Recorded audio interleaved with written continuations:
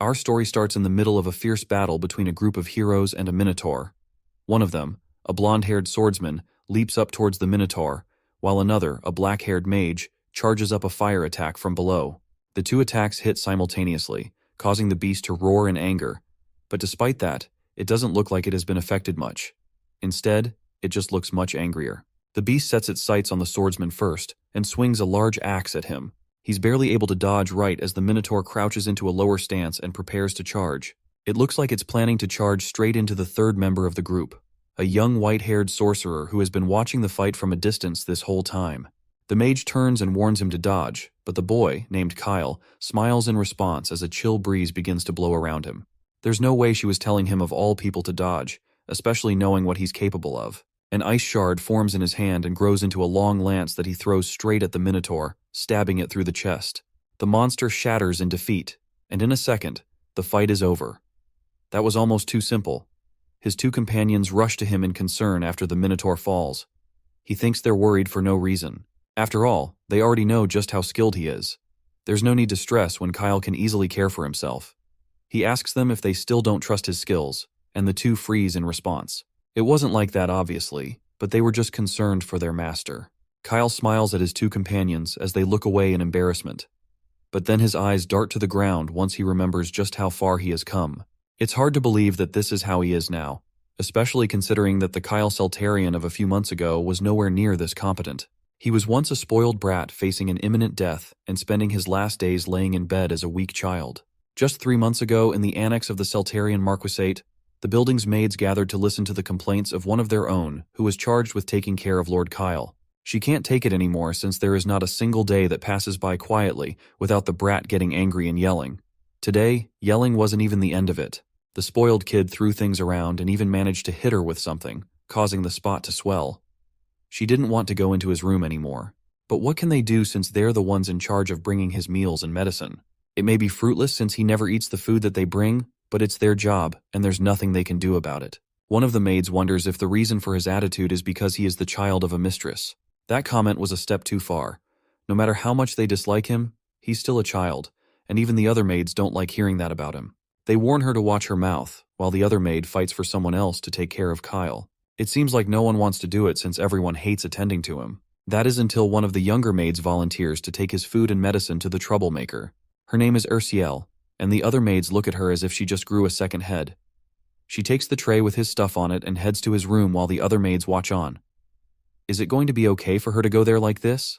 This is the first time the younger girl has ever volunteered for anything. Hopefully the young master won't hit her as soon as he sees her.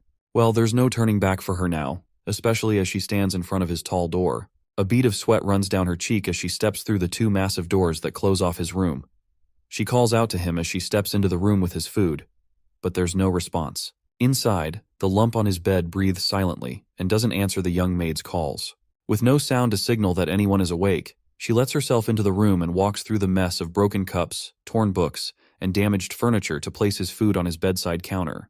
Now that she's in his room, she finally sees a mop of white hair peeking out from underneath the covers. He's been sleeping this entire time in this room filled with chaos. Well, before he wakes up, it would be best if she took a moment to clean the place up, so he doesn't get hurt by all the glass on the ground when he finally wakes up. As she turns to leave the room and get some cleaning supplies, a hand snatches hers in an instant before she can react. Kyle is now fully awake and grits his teeth while staring down at her. He demands to know who she is and why she's in his room. The young maid fearfully reveals her name and reminds him that he had once saved her. Then she apologizes for entering his room without permission, as she didn't realize that he was sleeping. Kyle only grips her hand harder as he repeats the name in confusion, causing her to let out a yelp of pain. It seems like he had gone a little bit too far, and that pushes him out of his sudden anger at her. He releases her hand and apologizes for his sudden outburst, and thankfully, she's still all right despite the pain in her hand. Kyle seems to be in a daze after waking up as he shakily glances around his messy room. What on earth is going on, and why is this kid in a maid outfit? He notices the medicine and meal on the countertop and asks about it. Ursiel confirms that it is his medicine and meal for the day. However, his porridge has gone cold, so she would need to go warm it up and bring it back for him. With that, she leaves, and Kyle is only more confused about the whole situation. Did she say that was his medicine? And what in the world happened to his body? He carefully steps down from the bed and walks to the nearest mirror to look at himself for the first time. Is that what he looks like? This can't be. This is the face of a video game character, not him. The one inside the body of Kyle Seltarian was not Kyle at all. He ruffled his hair in panic as he stared in the mirror. Lee Hyun-woo, a popular game streamer from another world, had somehow teleported into the body of a character from a game he often played named Fantasy Defense. At that moment, he realized that he had somehow woken up in another world. The character Kyle Seltarian is a video game NPC that appears in his favorite game. He is the youngest son of the Seltarian Marquis family, which is known for their swordsmanship. As one of the characters from the Seltarian family, he was involved in many early game events. In events where he interacts with the protagonist of the story, he always gets properly beaten, and he's usually defeated in a single blow by a minion-level monster summoned by a villain. In summary, he's not even part of the main cast of NPC characters. He's an absolute extra role. That kind of character is who Lee Hyun-woo had awoken as. He decides to test if he's dreaming by pinching himself in the cheek. The immediate pain and the red bump on his face afterward proves that he, in fact, is not dreaming. This was all real. Now that he is sure that this is reality and not some sort of twisted dream, he continues to stare at himself in the mirror in exasperation. How could this have happened to him? Lee Hyun-woo, who was once the #1 player in the Fantasy Defense World Rankings, has now become an insignificant and worthless character. Fantasy Defense is a virtual reality game that will become a hit globally by 2030. Thanks to its devilishly difficult levels, no one had cleared it even after 10 years of it being released. On top of that, it was devilishly fun, and its addictiveness continued to grow its popularity. In the game, there were scores assigned based on gameplay style and quest achievement on a global ranking scale. The scores rise significantly when rare quests are completed, or rare items are obtained. And the person who stood on top of it all after investing 10 years of his life into the game was Lee Hyun-woo, the most popular streamer for the game. He knew rare magic circles and legendary combination formulas that others didn't. He was truly the living dictionary of the game, and he had overwhelming scores that no one could ever hope to beat. And for someone so great to be possessed by such a weak and useless character can only be a cruel twist of fate. This is a game where even the protagonist with exceptional talents can't clear the higher levels. So how is he supposed to survive? More than that, since he has replayed this game so many times at this point, he already knows the fate of Kyle Seltarian very clearly. The ultimate goal of Fantasy Defense is to stop the forces of darkness.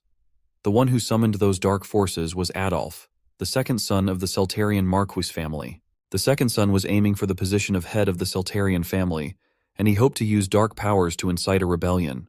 In the end, the entire Seltarian estate falls into ruin and becomes a base for the dark forces that have been eyeing human territory for a long time. In the midst of all this chaos, Kyle Seltarian, who was completely powerless, was slaughtered mercilessly by those same forces.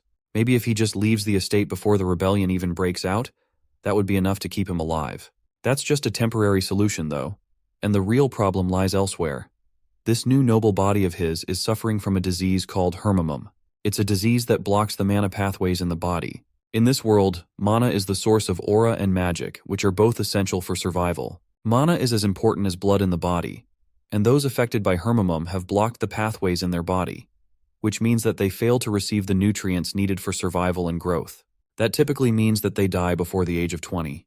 The only treatment for hermimum is to absorb the mana from the natural environment in order to overcome the disease. However, since the pathways are blocked, they cannot accept mana, and this hermimum is pretty much the same as having a terminal illness.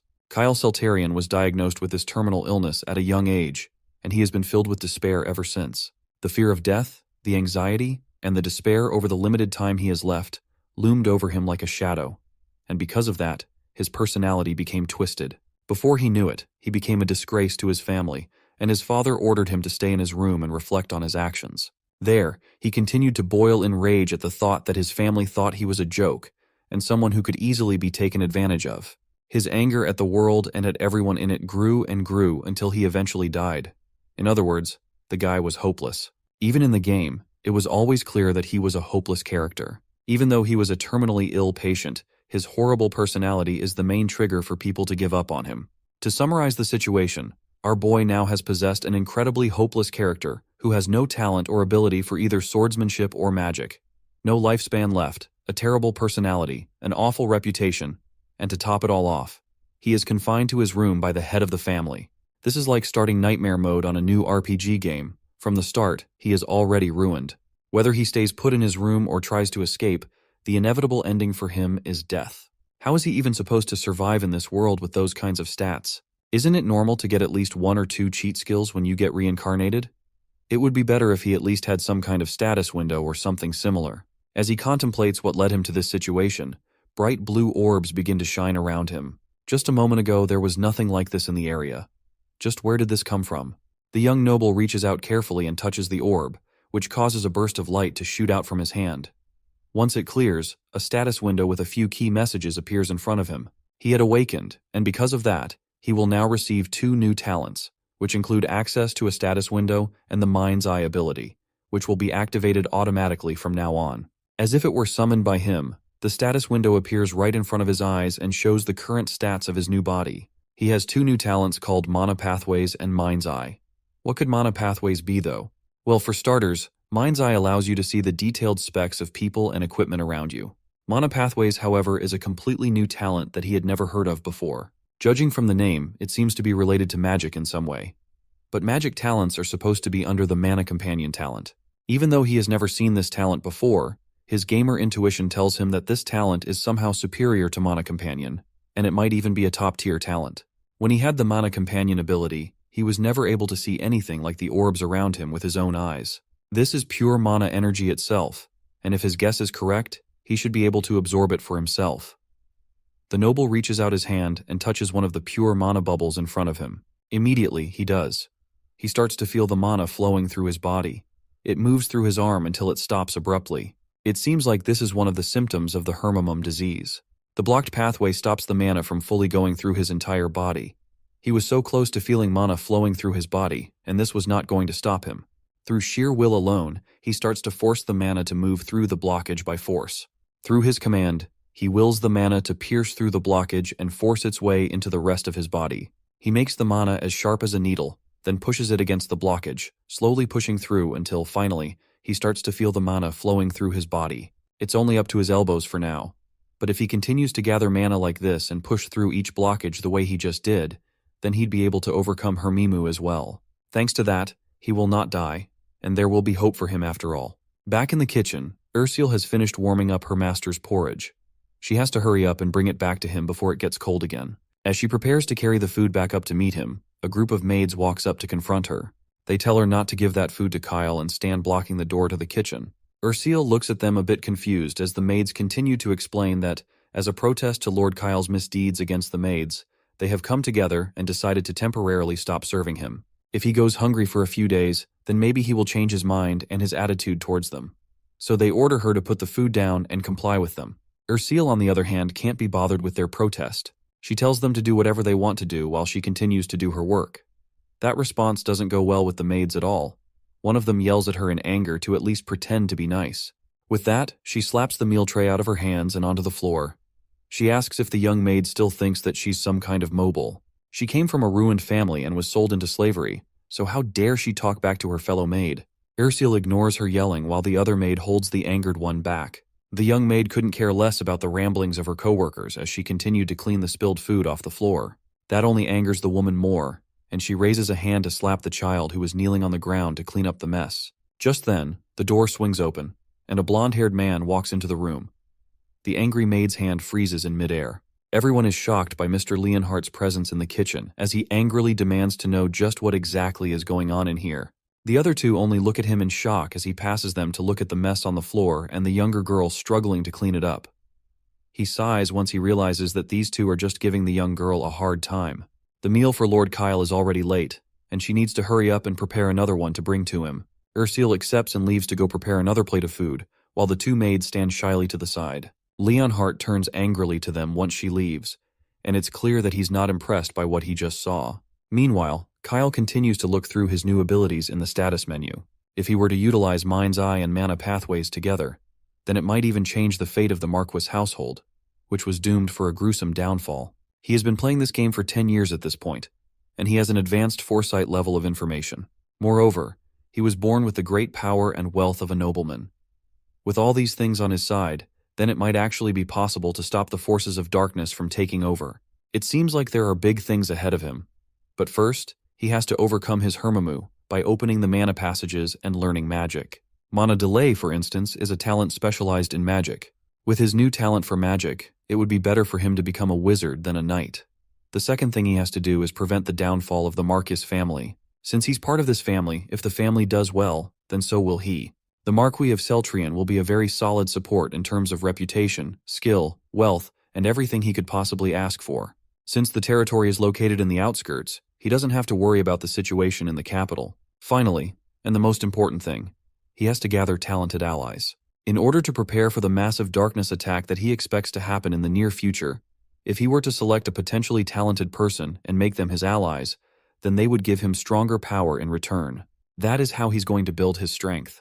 However, firstly, in order to gather talent, he needs to look around for someone close by. Since he is the Marquis of Celta Leon, then he would have to start with Leonhardt, who was once a useful tank NPC while he played the game. As he continues to think about what he will do, a girl's voice calls out to him from the door. It's Ursule, who has returned with the food she went to prepare for him. His eyes widen as he sees her, and he realizes that this is the kid that came into his room earlier, although he can't seem to remember her name.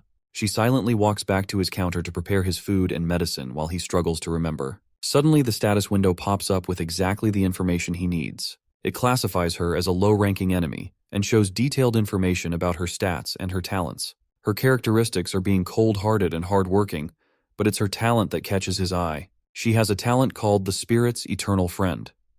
That's the highest level talent in the spirit magic category. He continues to stare at her stats until she turns to look at him and realizes that he has also been staring at her. She nervously tells him to enjoy his meal before stepping back to allow him to eat. Kyle watches her intently and wonders why someone with the talent to become a genius psychic is working so hard as a maid. Well, the answer to that happened a year ago at an auction. The auctioneer proudly introduces today's special item as Kyle sits in the crowd bitterly. She points the spotlight at a young girl who stands silently on stage. It's Ursule, and she's revealed to be the daughter of Baron Helheim, who was recently stripped of his title. Because she comes from a noble family, she's polite and smart, and the crowd is clearly interested in her. Thanks to that, as soon as the bids start, people begin to yell out their prices for the young girl. Sir Leonhardt, who is seated beside Kyle, suggests that they leave the auction since they should not stand for things like slave trading. Kyle, however, instead stands up and places a high bid of 300 gold. The price is so insane that the auctioneer stutters for a moment as he hears it. The knight beside him calls out to him in shock for even thinking of buying a slave, but the young noble shuts him up with a word. He will spend his money however he wants to. In his mind, his actions don't matter since his own father doesn't even care what he's doing. Then, with the crowd completely silent from his high bid, he walks over to the girl who looks at him with a blank expression on her face while her hands are shackled. He tells her that from now on, she belongs to him. Now that he had bought Ursule, he took her outside and released her shackles. With that, she was free to do whatever she wanted. He sets her free and tells her that she's no longer a slave now that he has bought her freedom. Kyle turns to leave with Sir Leonhardt by his side, but the girl calls out to him again. She thinks about it for a moment. Now that she had her freedom, she could go wherever she wanted. But since he said that he owns her, she wants to go with him. Kyle scoffs and tells her to do whatever she wishes. Back in the present, Hyunwoo realizes that he has just gotten a glimpse into Kyle's memories. With that, he understands how the young maid had gotten into the Marquis household. Ursule had been sold at an auction, and Kyle had bought her in order to set her free. She must have been through so much at such a young age. Either way, the fact that he also has Kyle's memories shows that he had completely merged with him. He can even feel the emotions Kyle had toward Ursule at the time. A sense of solidarity from both of them sharing a fate that they didn't choose, as well as their mutual feelings of being abandoned in the world alone. Those were what pushed Kyle to do what he did and buy her. He decides to stop thinking too much so he can enjoy the food in front of him. He takes the first bite, and his eyes sparkle in joy. The meal was delicious. He asks Ursule if she is the one who made this herself. The girl shakily replies that she was the one who had made the porridge. It seems like she's still shy about it, especially since she knows how he can get when he's angry at something or someone. But to her surprise, he instead compliments her on being a good cook and asks her to make the same dish for him again next time. Ursule is momentarily shocked by this and looks away shyly. A status menu opens up over her head and shows that her affection has gone up to 35 thanks to his compliment. Even though she had a bit of affection, considering the dramatic encounter they had previously, her affection wasn't that high. It's not very surprising though, since she must have witnessed all of Kyle's delinquent behavior. The fact that she had any affection for him at all was a miracle in itself. In the game he used to play, there was no spirit summoner named Ursule. That means that in the main game storyline, she was never able to fully develop her abilities as a spirit summoner. And instead, she got caught up in the internal rebellion of the Marquis household, where she lost her life. This time, he wasn't going to let that happen. There is no way he would let such a gem slip away, especially while she's right in front of him. He decides to start working head-on. He asks her if she has ever thought about learning spirit summoning. She looks at him, confused about why he suddenly wants her to learn such a thing. The young noble says he wants her to learn it because he thinks she has a talent for it. She, on the other hand, has never imagined herself as having any talent for spirit summoning. That's probably because she hasn't been exposed to spirit summoning, even in her former household. Spirit summoning is known to be particularly expensive to teach and learn. So for a lower noble family, the cost of education would be a huge burden for them.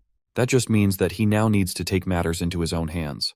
He tells her that she's going to start learning spirit summoning, and she doesn't have a choice. After all, she belongs to him. Ursil takes a gulp of saliva and looks away shyly as another notification window appears above her head, and her affection increases to 50%.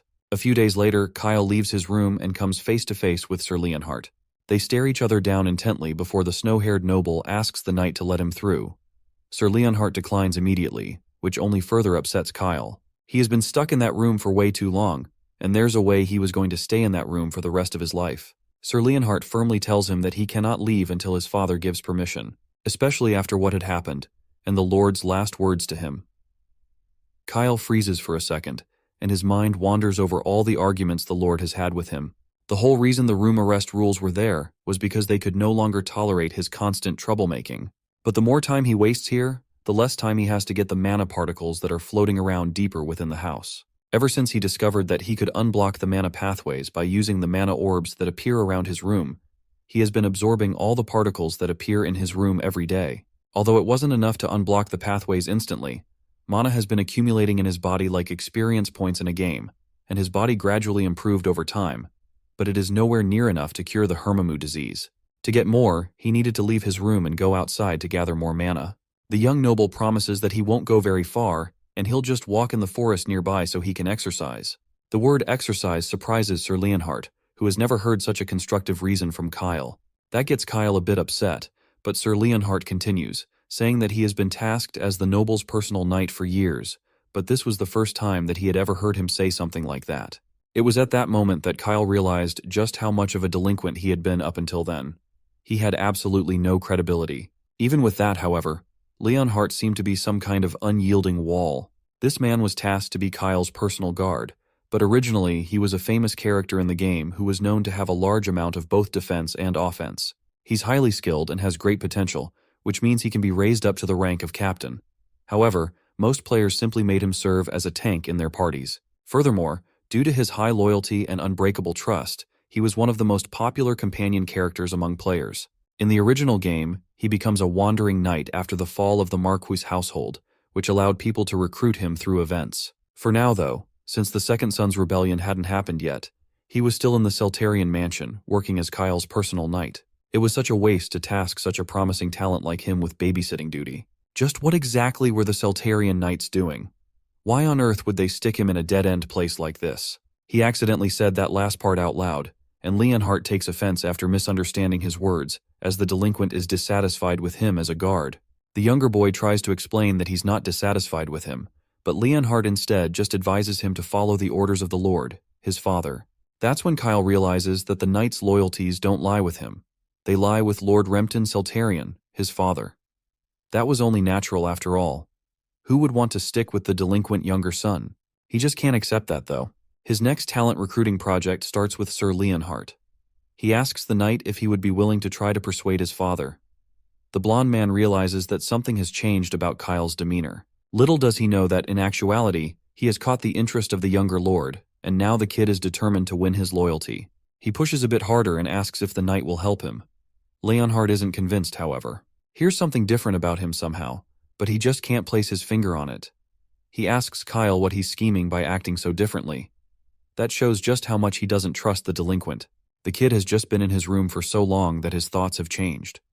From now on, he has decided that he wants to live a long life. That shocks Leonhardt, who knows exactly why someone like Kyle can't live a long life.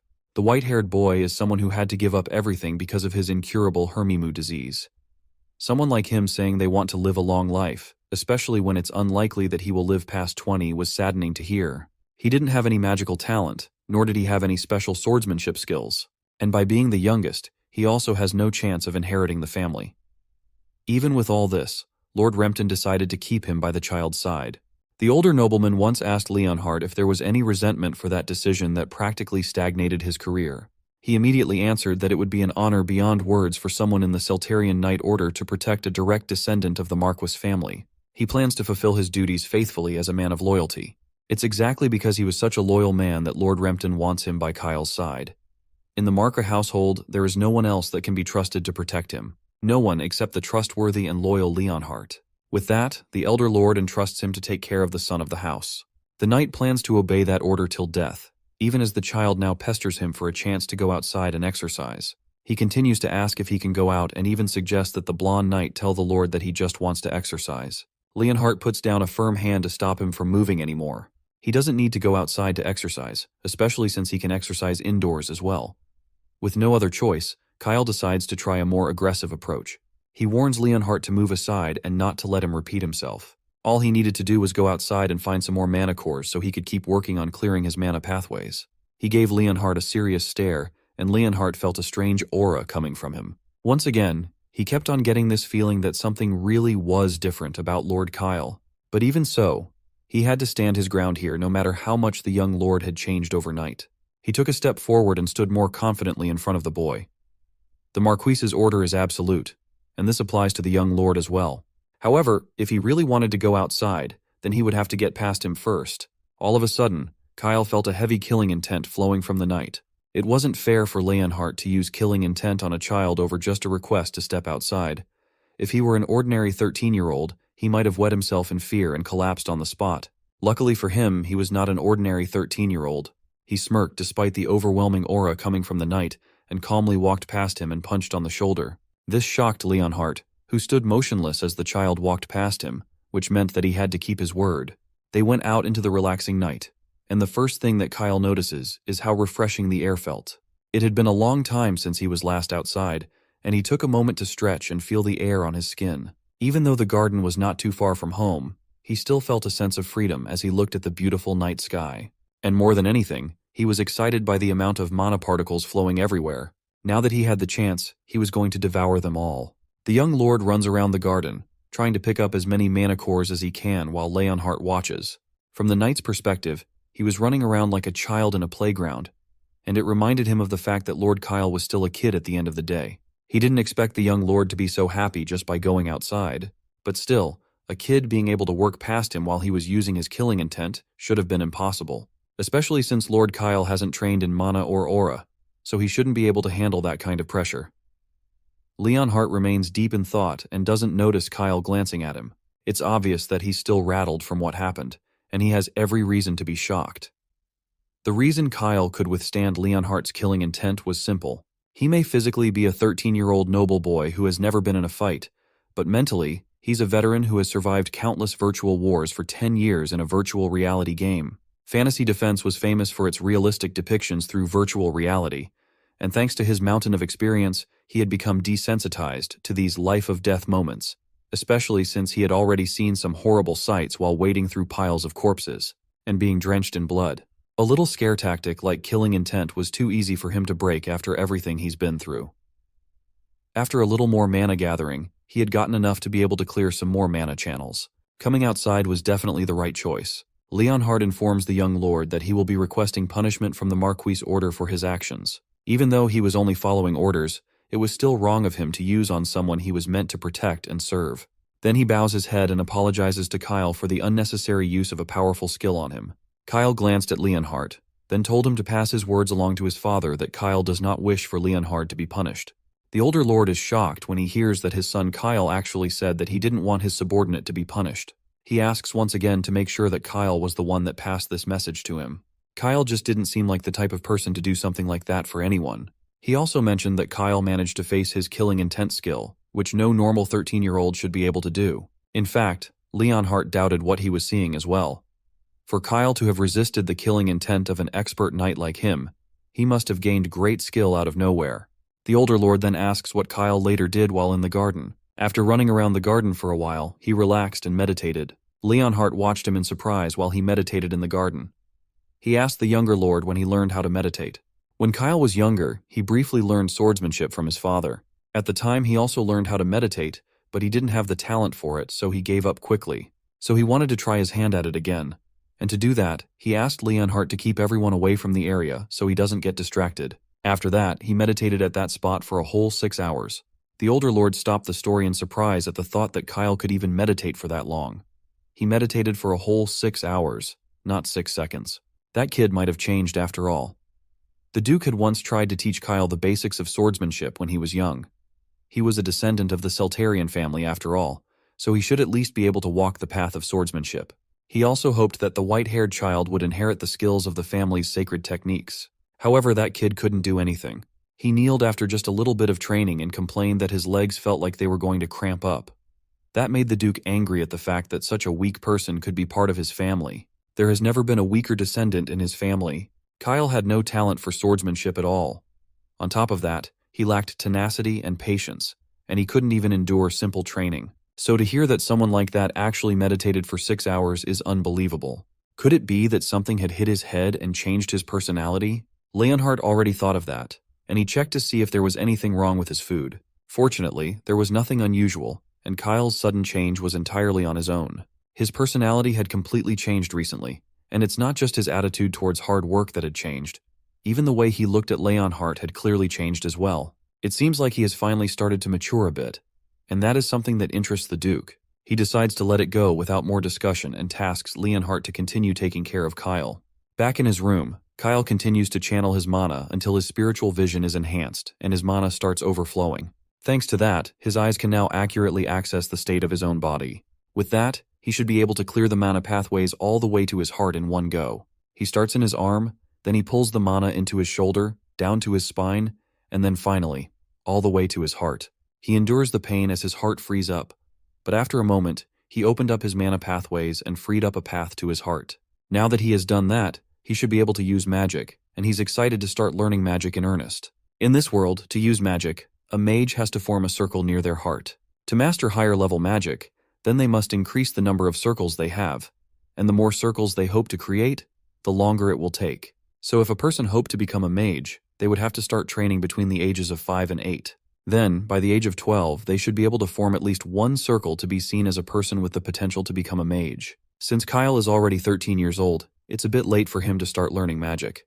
Luckily for him, he wasn't a normal NPC who had to follow the simple rules of their world. Since he has the mana adaptation talent, then his case is different from normal. All he needs to do is form a circle, and he should be able to start learning magic. But first, he had to learn how to form a circle in the first place. Maybe he could build it the way he learned from the game. As he pondered on how he would do things, a knock came from his door.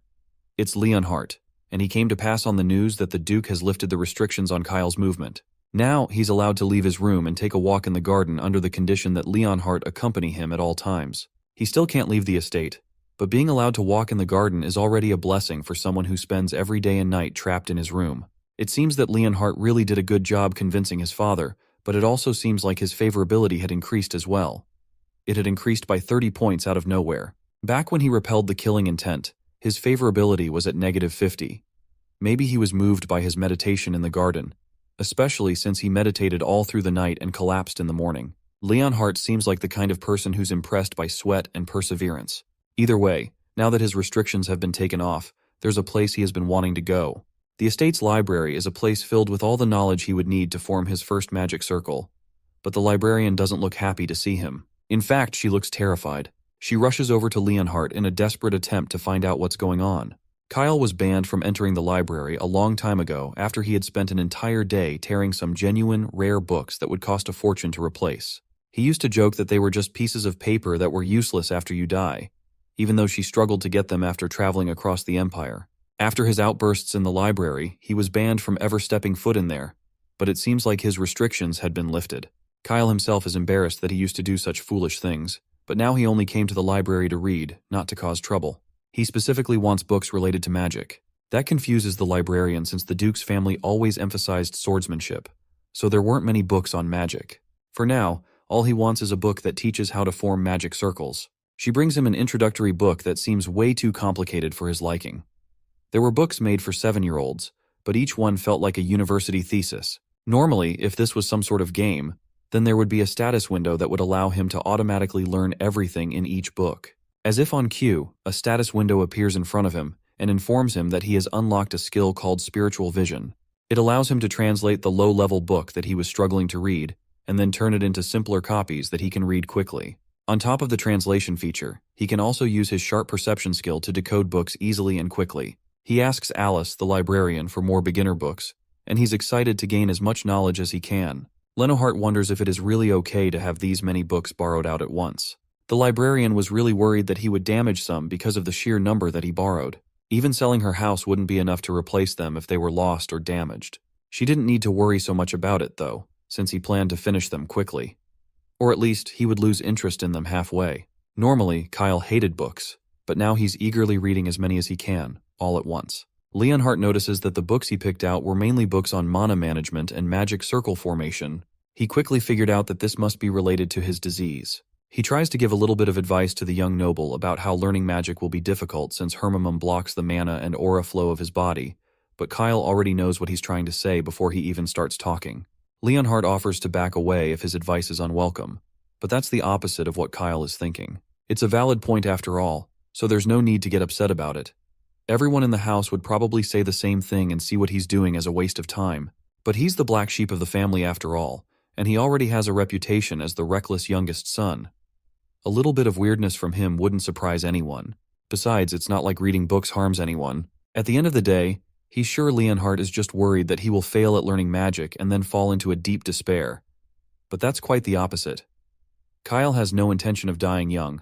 He stands up and walks towards the older man, then places a closed fist on his chest to reassure him. He's planning to do everything he can to make sure that he survives longer than anyone thinks he can. With that, he leaves to find a more comfortable place to lie down and finish his book. Leonhardt is left stunned at Kyle's sudden personality change. The Kyle Seltarian he remembered wasn't this strong-willed in the slightest. One of his earliest memories with the kid was a day in the training field where he kneeled down on the ground, crying for his father. When Leonhardt came to ask what was wrong, he told him that the older lord had said that there was no need for a kid like him. He used to be such a crybaby once, and now it looked like he was growing into someone admirable. The blonde knight picks up a book and heads towards the kid, and that's when Kyle notices that his affection score has gone from -30 back up to 0. He has no idea why that happened so suddenly. There was nothing special that he did that should make it jump up so suddenly. He's almost scared as the older man approaches him, but all he does is place a book on the table before leaving and offers to wait outside his room. Before the older man left, there was the faintest sign of a smile on his face. Kyle wonders if maybe he just liked seeing the younger boy read. But if that's the case, then why didn't his affection level change while they were in the library?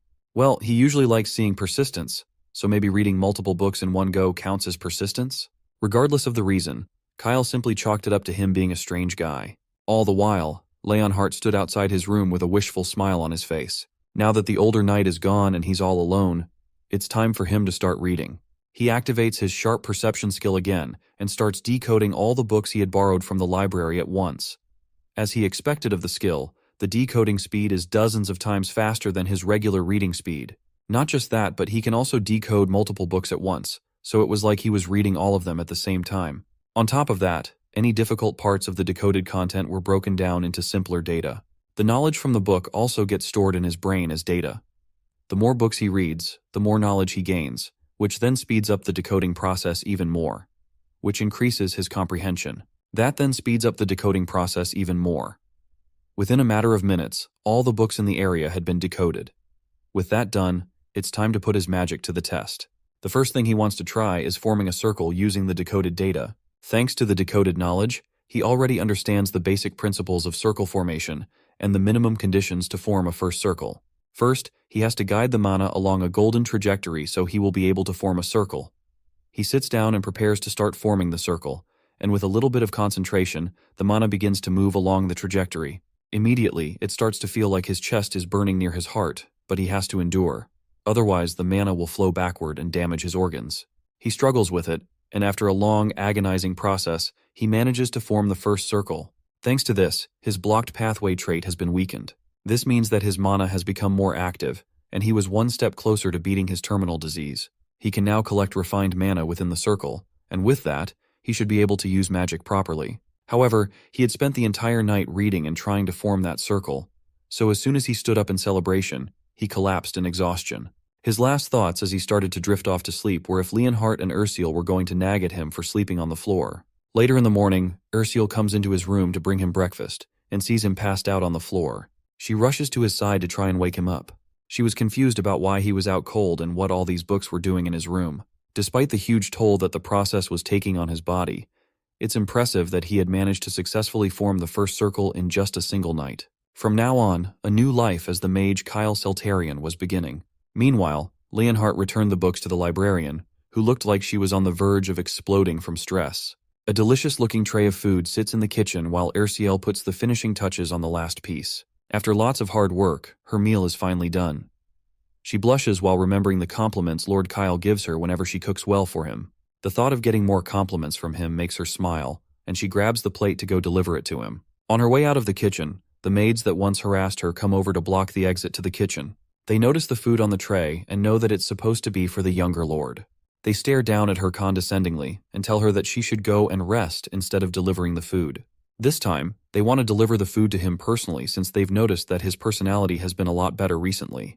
Besides, serving Lord Kyle wasn't her responsibility once before, so she can return her position to its rightful owner now and return to their original arrangement. Ursule declines their proposal.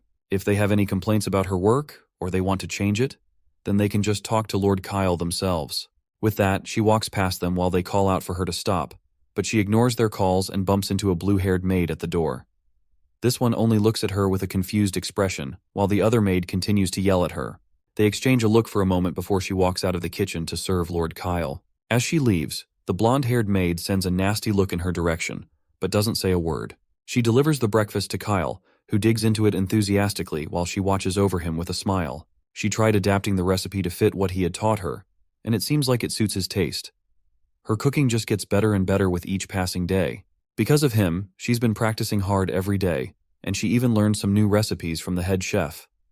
She really was diligent and hardworking, and he admired her for that. But his thoughts on her were elsewhere. He asks her how she's progressing with her spirit magic. She freezes as he mentions it and doesn't immediately respond, so he asks her to bring her introduction to the spirit magic book that he had given her once before. She has read about halfway through the book so far, and judging by the worn pages, she has also been studying it diligently. Since she's from a noble family, that also means that she has basic education, and her learning speed isn't slow. However, he's not satisfied with her current pace. They don't have the time to take it slow. He needs her to learn more and become stronger. In 2 months, the Seltarian family will hold the heir succession ceremony. On that day, the second son, Adolf, will lead a coup aided by dark spirits, and the Marquis family will fall. Everyone in the villa at the time will be caught up in the chaos, and Ursule as well will be caught in the middle, where she'll lose her life.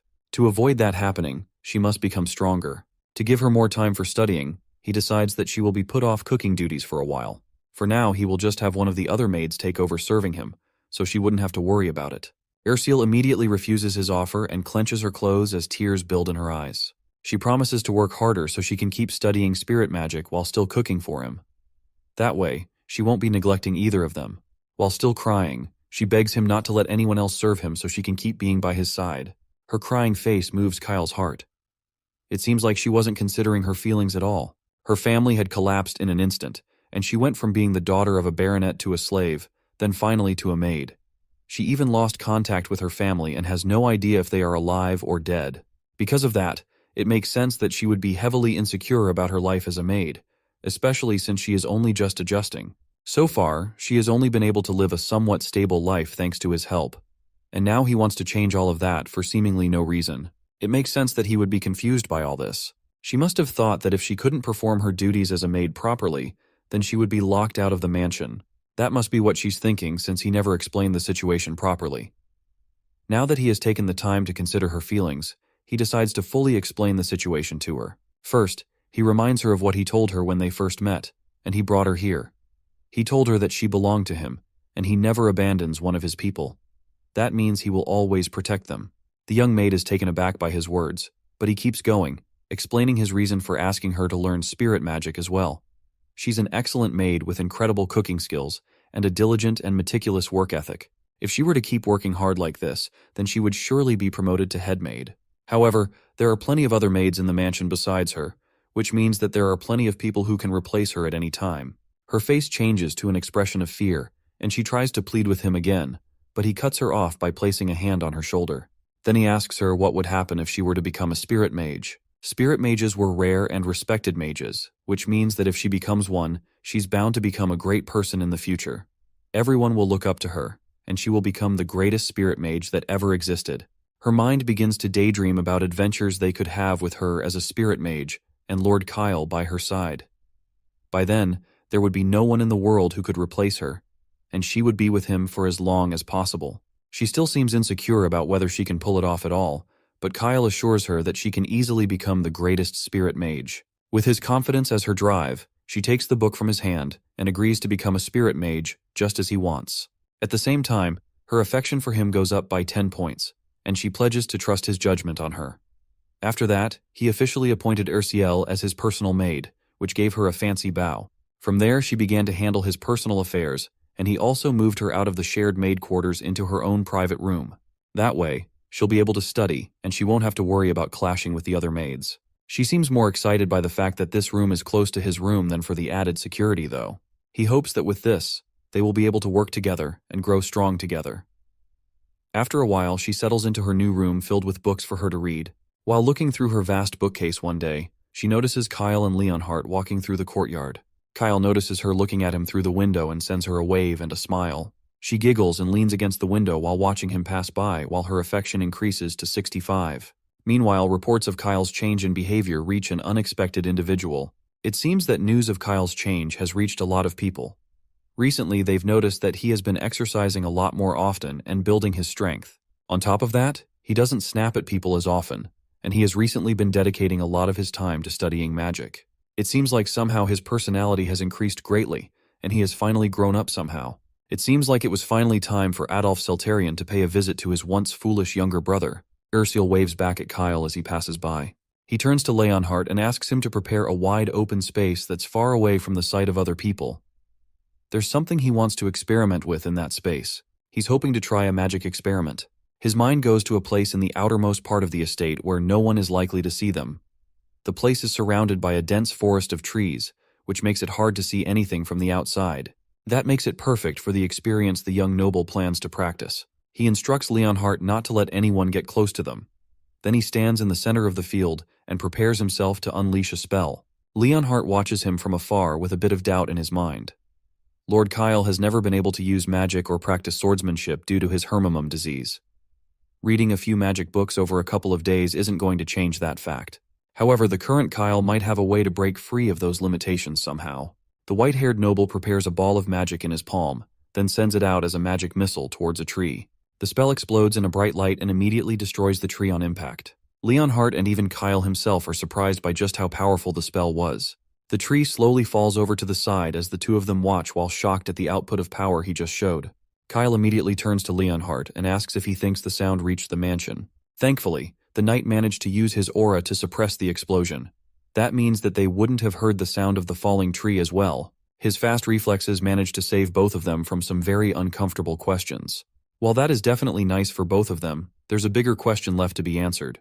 When and how did Lord Kyle form a magic circle? Kyle responds that he formed it not too long ago after following instructions that the book from the library said. Somehow, with those techniques, he managed to tap into his blocked mana. Since he had successfully cast magic and formed a magic circle, that means that he had now overcome his hermimum disease. To show more proof, he summons a magic orb in his hand and shows it proudly to Leonhardt. At that moment, the promises that the young lord made flashed through his mind. He said that he would do everything he could to cure his illness, and he had no intention of dying young. Somehow, he had actually managed to pull it off.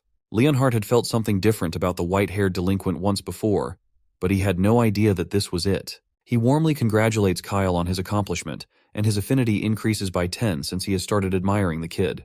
That's to be expected from a man of perseverance. He is easily impressed by people who achieve things based on their hard work. However, there were still several questions to be asked, like the fact that he had only formed the first circle, and the power he just showed is definitely more than a simple first circle spell. The power of a first circle spell is usually just about the same strength as a punch from an adult human male, but the blast he sent out had the power of a fourth circle spell, which is way more advanced than any spell a beginner should be able to cast. Despite that, though, He's still a first-level mage, which makes his ability to cast such power spells even more incredible. Could it be that Lord Kyle is actually some sort of prodigy? No matter how you look at it, though, this power is just way too noticeable. Thanks to his mind's eye ability, he was able to read all the first circle magic books in the library. If it weren't for that skill, it would have taken months to successfully form a circle.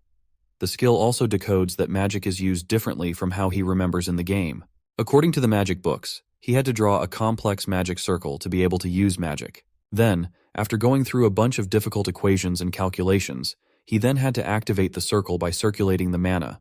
The process is longer and much more old-fashioned than what he remembered from the game. In the game, all he had to do was draw a simple magic symbol with mana, and then it would activate half away. This method was way easier to use and a lot more powerful than the complicated methods he had to learn. On top of that, he had also learned all the magic symbols in the game over the long amount of time he played. Since the methods were way too complex for his liking, he decided to use magic in a more user-friendly way, like he did in the game, but the end result is way more powerful than he thought it would be. If anyone found out about just how strong he was with these techniques, then that would be a problem. It's not time to reveal his full strength yet, and it'd be better if he kept it a secret. He asks Leonhardt to keep what he saw today a secret, even from the head of the family. Leonhardt is confused about why he would want that, causing Kyle to try and convince him by making a cute face. That only makes the knight's affinity drop instead. So instead, he decides to tell Leonhardt the reason he wants to keep the strength of his powers a secret. It's because of the succession ceremony in 2 months. It's a very important tradition in the Marquis Seltarian family that chooses the next successor. The successor is not chosen by age but through a competition. All their traits are judged at once, including their personality, wisdom, public support, and other factors. All these things are used to determine who was the most promising heir to lead the family to greater prosperity. Because of his promising personality, his primary supporters were the family's long-serving retainers. Right now, there are 2 main people fighting for this position: the eldest son, Abel Seltarian, and the second son, Adolf Eltarian. These 2 characters were incredibly important to the story. Abel Seltarian is the son of the legitimate wife of the Marquis of Seltarian, and he was also the most likely candidate for heir. He has a gentle nature and excellent swordsmanship skills, and on top of that, he's been groomed as the heir since childhood, and he grew up with high expectations as a model elite. Then there's the second son, Adolf Seltarian, who was also born from a legitimate wife. He was overshadowed by his elder brother Abel, and that meant he was overlooked for many years. However, at some point, during his growth, Adolf's personality became more composed, and his swordsmanship skills improved rapidly, which caused him to stand out among the crowd. That meant that Adolf's supporters were young and passionate knights. He almost had the vibe of a gang leader, and these 2 overwhelming personalities clashed in a hallway back at the mansion. As soon as they met each other, Adolf sent a deadly glare in his older brother's direction. Abel, on the other hand, doesn't seem like he's bothered at all. He greets his younger brother politely, especially since it's been a long time since they've seen each other.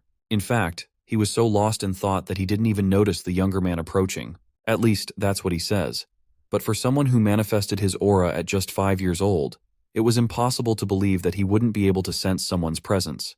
That was just a story from ages ago, and even if Abel calls it a fluke that isn't worth bragging about, it's still so much better than his brother, who couldn't manifest his aura until he was 15 years old. The older men accompanying Abel joke that the younger brother might just be slow and lacking talent. And of course, some people just tend to start off slow after all. The casual insults are enough to cause Adolf's subordinates to confront the older men in anger, but he orders them to stop. They were in the main house right now, and acting recklessly could negatively affect him. It seems like he trained his followers well, and Abel condescendingly suggests that he might truly be worthy of being a candidate and the heir of the household. Adolf only scoffs at the snobbish attitude of his older brother. As far as he's concerned, Abel won't have any reason to laugh much longer. With that, he orders his subordinates to continue down the hallway, and they walk off while Abel watches them leave with a suspicious glare. Later on, Kyle calls a meeting with Leonhardt and Ursule in his bedroom. It's about the succession ceremony, which is set to be held in 2 months. The ceremony doesn't care about those born by legitimate or illegitimate means. All they are about is their strength, and that means that any direct descendant of the lord of the household is eligible to compete for the position of heir. Well, at least on paper. In reality, there were exceptions to the rule, and the youngest son just happened to be one of them. Due to Kyle's illness, he was excluded from his competitions by default. The third son, Duke, was also not involved in the competition, not just because he is too young, but also because, in terms of his skills in sword fighting and magic, There is no comparison between him and the rest of their brothers. Therefore, the most likely candidates for the position were his two oldest brothers. Neither of them would like any random surprises appearing at this stage of the game, especially since they were so close to the succession ceremony. So imagine what would happen if it became known that Kyle has suddenly developed a strong power at a time like this. He was once seen as a fool who wasn't even worthy of being in their sights. Now he suddenly looks like he's about to rise as a dark horse. There were only two possible reactions to this news.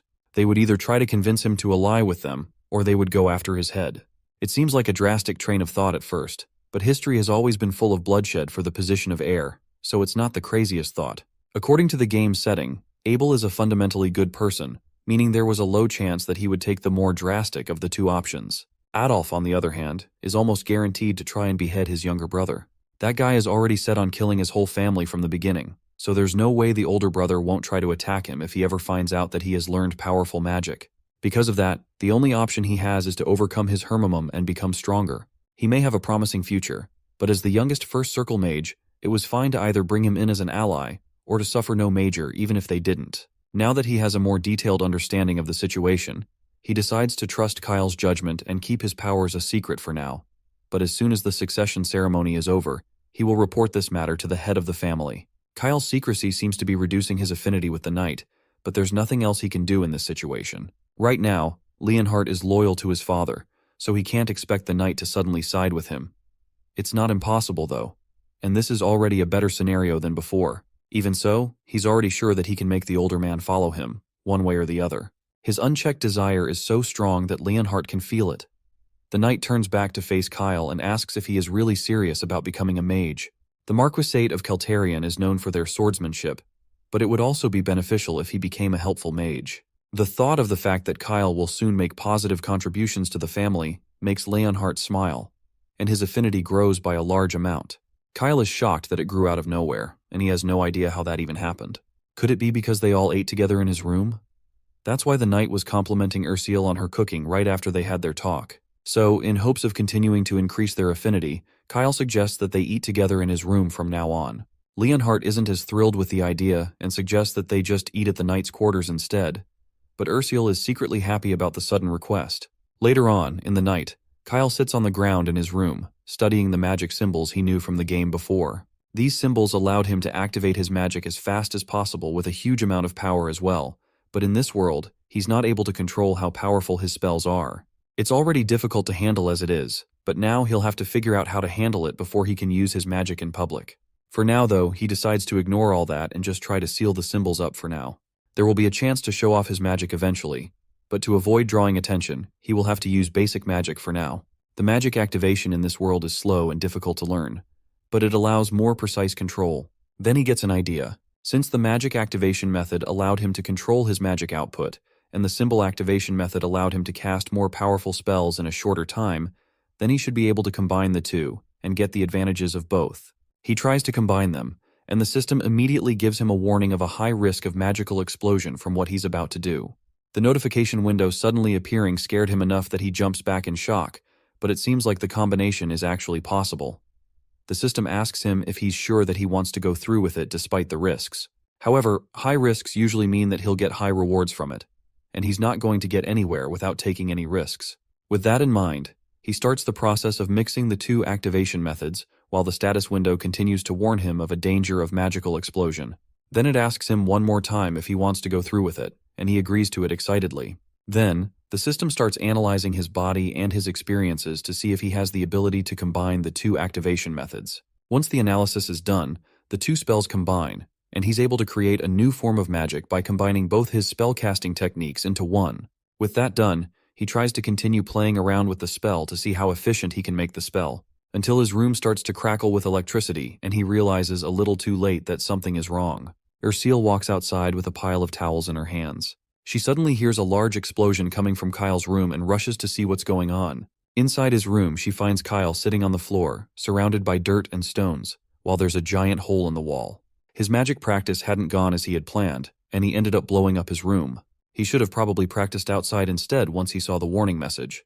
But next time, he'll set up better conditions for his future experiments. As they're talking, Leonhardt runs into the room to check out the noise and also starts freaking out about the wall. He asks them to at least help him clean the room up first. However, the books are also ruined by the explosion. A while later, we find Ursula in the kitchen, trying to whip up something tasty for our boy Kyle. But judging by the look on her face, things aren't exactly going smoothly. She can't quite figure out what's off. Her food smells bland, and she definitely doesn't want to hear Kyle complain about how tasteless it is again. As she's lost in thought, another maid strolls into the room. This one is Daisy, and she can't resist teasing Ursula about how serious she always looks when she's cooking for Kyle every day. But Ursula doesn't even flinch. She just keeps her head down and says it's her job, so of course she wants to do it with the utmost care. Daisy is a little surprised by how focused Ursula is, and decides to lend a hand. She suggests adding a pinch of nutmeg to the stew, and says it'll boost the flavor and make it much richer. She even tells her to just try it and see if it clears up her doubts. Ursula looks a bit hesitant, but eventually sprinkles some nutmeg into the stew, gives it a quick taste, and is actually amazed at how much better it tastes. With a look of cute curiosity, she asks her senior if she's so good at cooking, why not teach her? Daisy smiles, though it's a bit sinister looking, and agrees right away. She says she'd be happy to help if she can. But first things first, Daisy suggests they take the food to Kyle. After loading up the trolley, they wheel it to his room.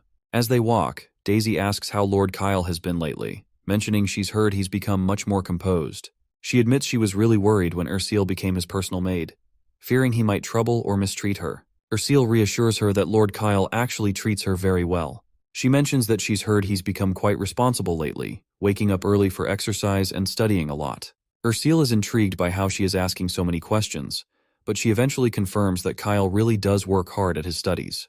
The scene then transitions to our boy, where Ursula shares to him how Daisy seemed very interested in him and asked a lot of questions, even about who Kyle had been meeting lately. Our boy then asks her what exactly she told Daisy. Ursula replies that she didn't reveal much because she didn't want to disclose anything about him. She asks if she did well, and our boy gives her a thumbs up, acknowledging that she made the right choice by not revealing anything to her. He also tells her that, moving forward, it's okay to give more moderate answers. It will be hard to keep it a secret that he's overcome his hermamum illness and started learning magic. As Ursula heads out, Kyle reflects on how his second eldest brother has started to make his move. As night falls at the mansion, the Marquise's booming voice rings out in disbelief. The head of the Celtaruyan family is stunned to learn that Kyle has truly overcome his illness. The knight confirms it again, saying it's indeed true.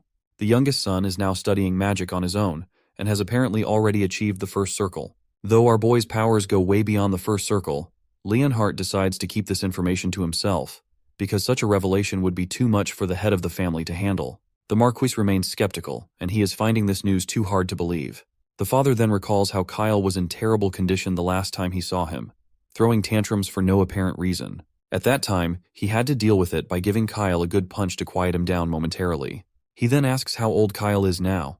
The knight reports that his 13th birthday has just passed. That is when the head reveals a critical detail, which is that to overcome hermamum, you either need exceptional talent in magic or swordsmanship, talents that usually manifest around ages 5 or 6. He wonders if there are any cases of someone overcoming hermamum as late as 13. The knight admits he's not sure of any such cases, but claims he has personally witnessed Kyle overcoming hermamum and using first circle magic. On hearing this, the father wonders if it could be a miracle. He then asks Leonhardt if he should meet his young son personally. Leonhardt reminds him that it's his decision to make, but the head of the family somberly says he's not sure if he should meet Kyle, as he might still harbor resentment against his father. But that's when the knight reveals the opposite to the Marquis. He explains that Kyle actually wants to speak with his father, and if there's something the Marquis wishes to say, the knight offers to deliver the message. Hearing this, the father decides he will meet Kyle in person. The scene flashes back to a moment earlier when, before meeting the head of the family, the knight had asked Kyle if he had any message for his father. That's also when our boy, boldly stepping outside the mansion's boundaries, walks into the courtyard. The knight reminds him that he's still under house arrest and can't leave the annex without the Marquis's permission. Kyle, with unwavering confidence, replies that this is exactly why he wants to meet his father face to face. The knight is startled for a moment by the boldness in his expression, and he hesitates to say anything. Kyle pleads with the knight, giving him an irresistibly cute look. Eventually, the knight has no choice but to agree to young master's plan. In the present, when the father hears that his son doesn't resent him, he's left speechless. The knight clears his throat dramatically and repeats that Kyle wants to meet him. By the way, this man is esteemed Remton Celtarian, the head of the prestigious swordsmanship family, Marquis of the Celtarians, protectors of the family from monsters for generations, and one of the 5 sword masters on the continent. He is, of course, Kyle's father, When our boy notices a photo of the head of the family, his hand starts trembling uncontrollably. He realizes that it's the original Kyle's body reacting, remembering the deep fear and resentment towards his father.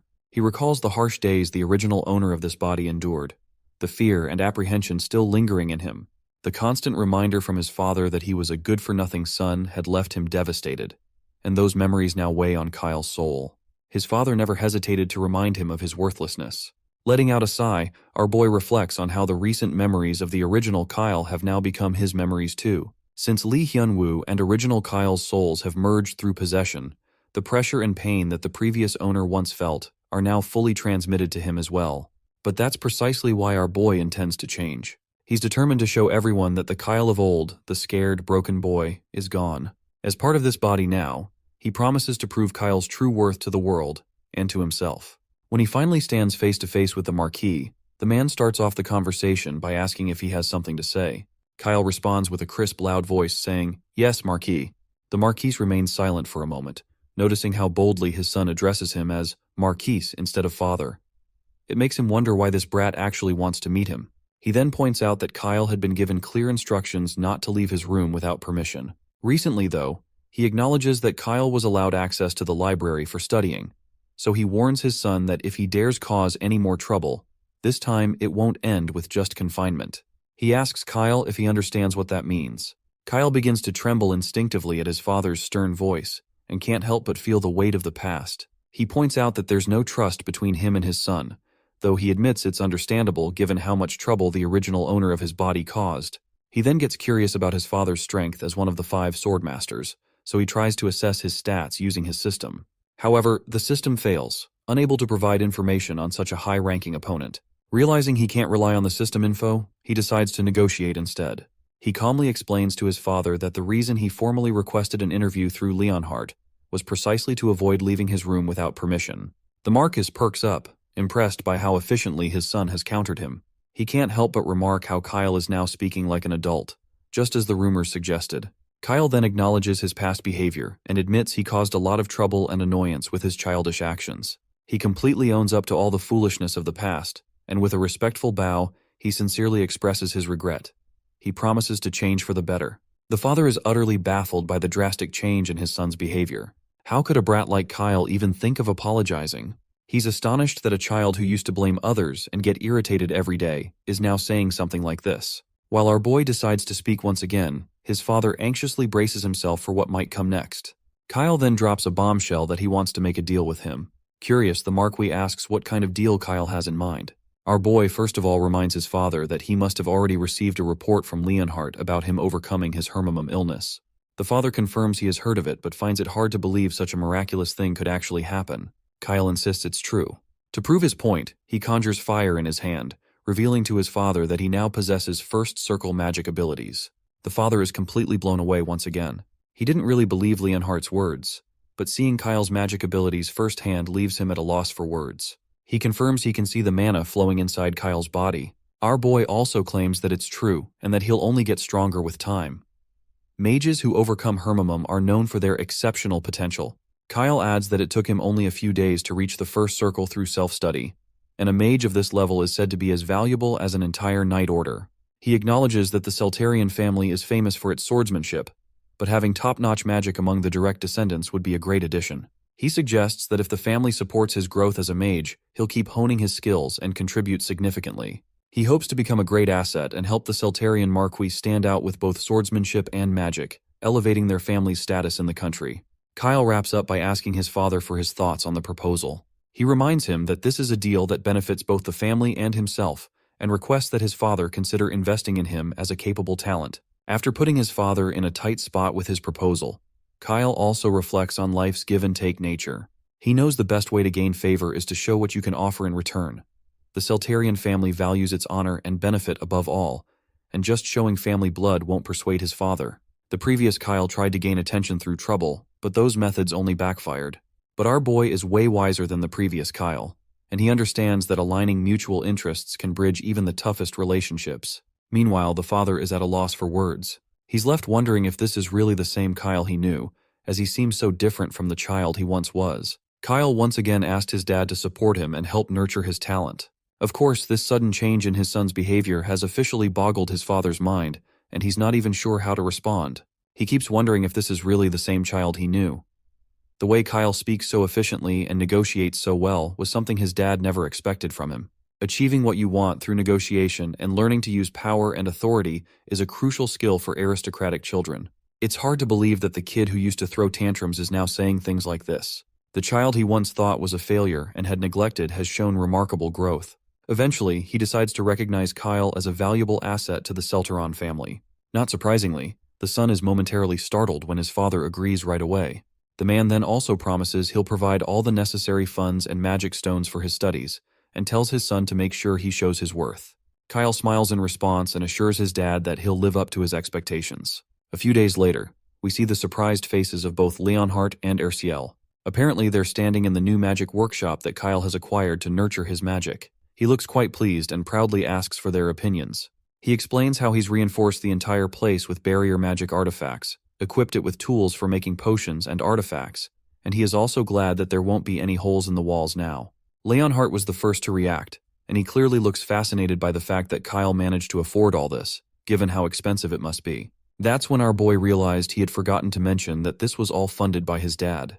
He explains that all he had to do was charm his father a bit, and he gladly provided the funds. Leonhardt is a bit creeped out by this, finding it hard to believe that charms could actually work on someone like Rempton Celterion. Kyle then opens another sub-room in his workshop and invites Erciel to take a look. Inside, she sees even more equipment neatly laid out on the shelves. But that is not the main highlight here. Kyle explains that it's difficult to use spirit magic freely in the main room, so he made sure to set up a separate space for it. This new area is equipped with soundproofing and dustproofing, so she can practice spirit magic without any worries. Erciel looks anxious as she glances around because she is not sure if she actually deserves this much. Kyle happily tells her that it's for her to use as much as she likes. He reminds her that he doesn't want her to be just a maid doing menial tasks, and he wants her to grow into an irreplaceable spirit mage that will become his trusted aide. Not surprisingly, the girl bows her head, moved by how highly her master regards her. She even starts to cry and promises to work hard, learn diligently, and become someone who will be truly helpful to him. As she makes this promise, her favorability rating rises to 70. Just as they're sharing this heartfelt moment, the stones on the shelves begin to react, and bright energy starts illuminating the area. They look around and see that the spirit magic circle is suddenly activating on its own. Kyle asks her if she's done something, but she denies it. But it doesn't take him long to realize what's happening. The blue energy starts to coalesce and turns into a cute, fluffy creature with wings that quickly rushes toward Erciel and hugs her tightly. Our boy confirms to us that what we just saw was a spirit summoning ritual, and that the cute, fluffy ball is a familiar. Given that it immediately clung to Erciel, it's clear she's the one who summoned the spirit. He's not too surprised, though, considering her talent for spirit magic. He compliments her on her skills, but Erciel points out that she literally didn't really do anything.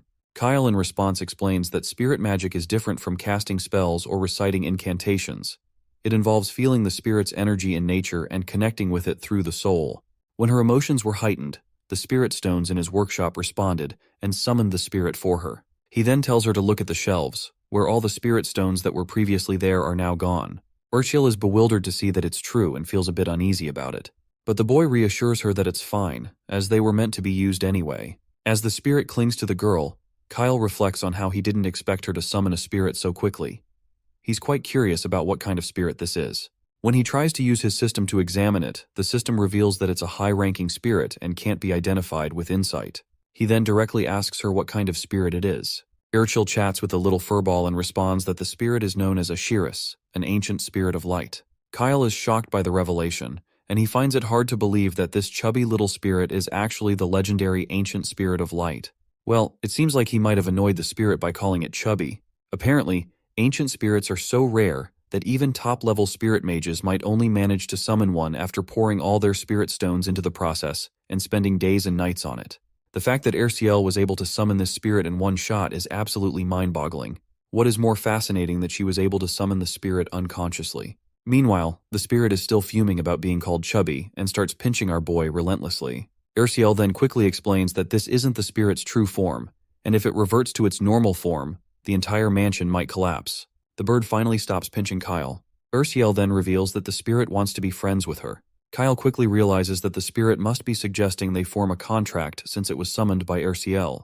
The girl then promptly asks the spirit if it's okay to form the contract, and the furball chirps a positive response. A yellow light illuminates as the circle activates, and Erciel officially asks the spirit of light if it will form a contract with her. After some formalities, it's time to give the spirit a name. Kyle quickly suggests the name Padaki, and Erciel agrees, bestowing the name upon the spirit. The system confirms that the spirit's name is now Padaki, and the registration is completed.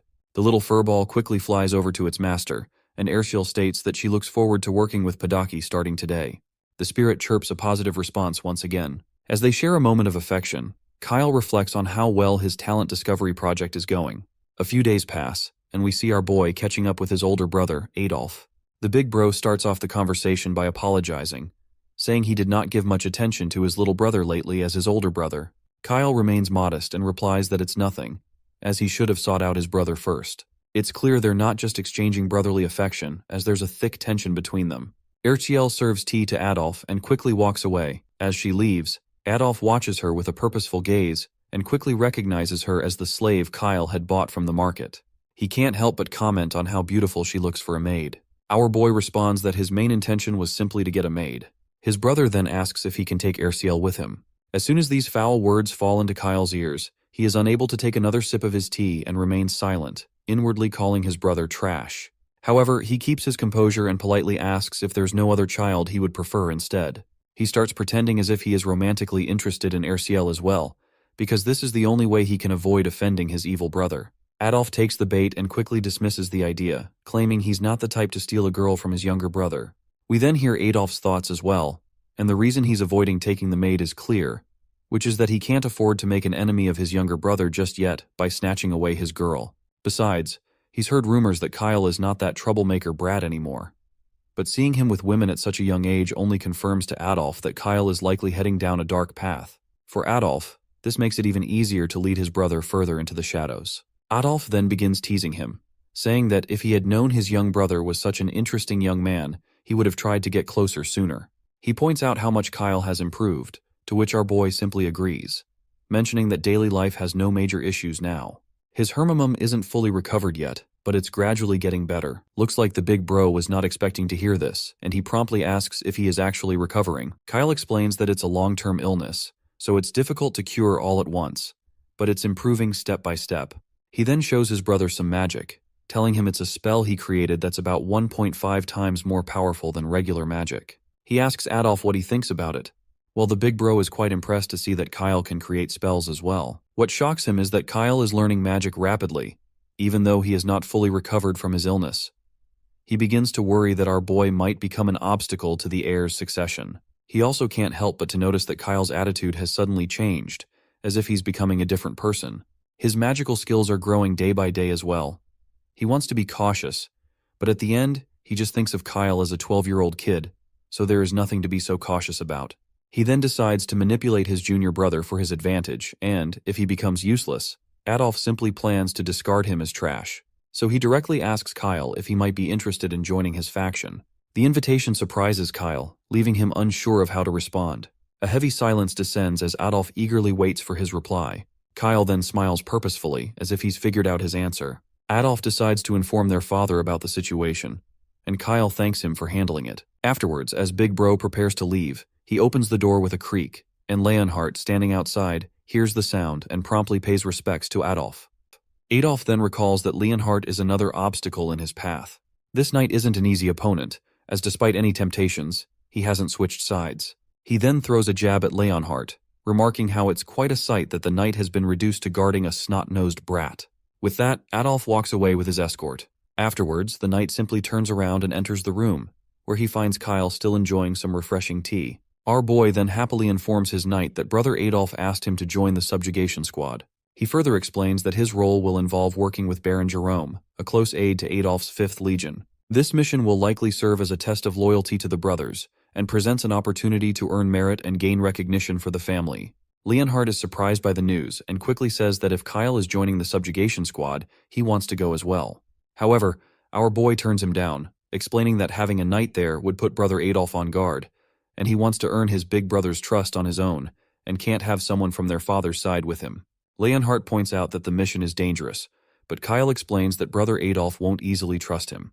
He'll want to see how useful Kyle is in real combat and might even deliberately expose him to danger.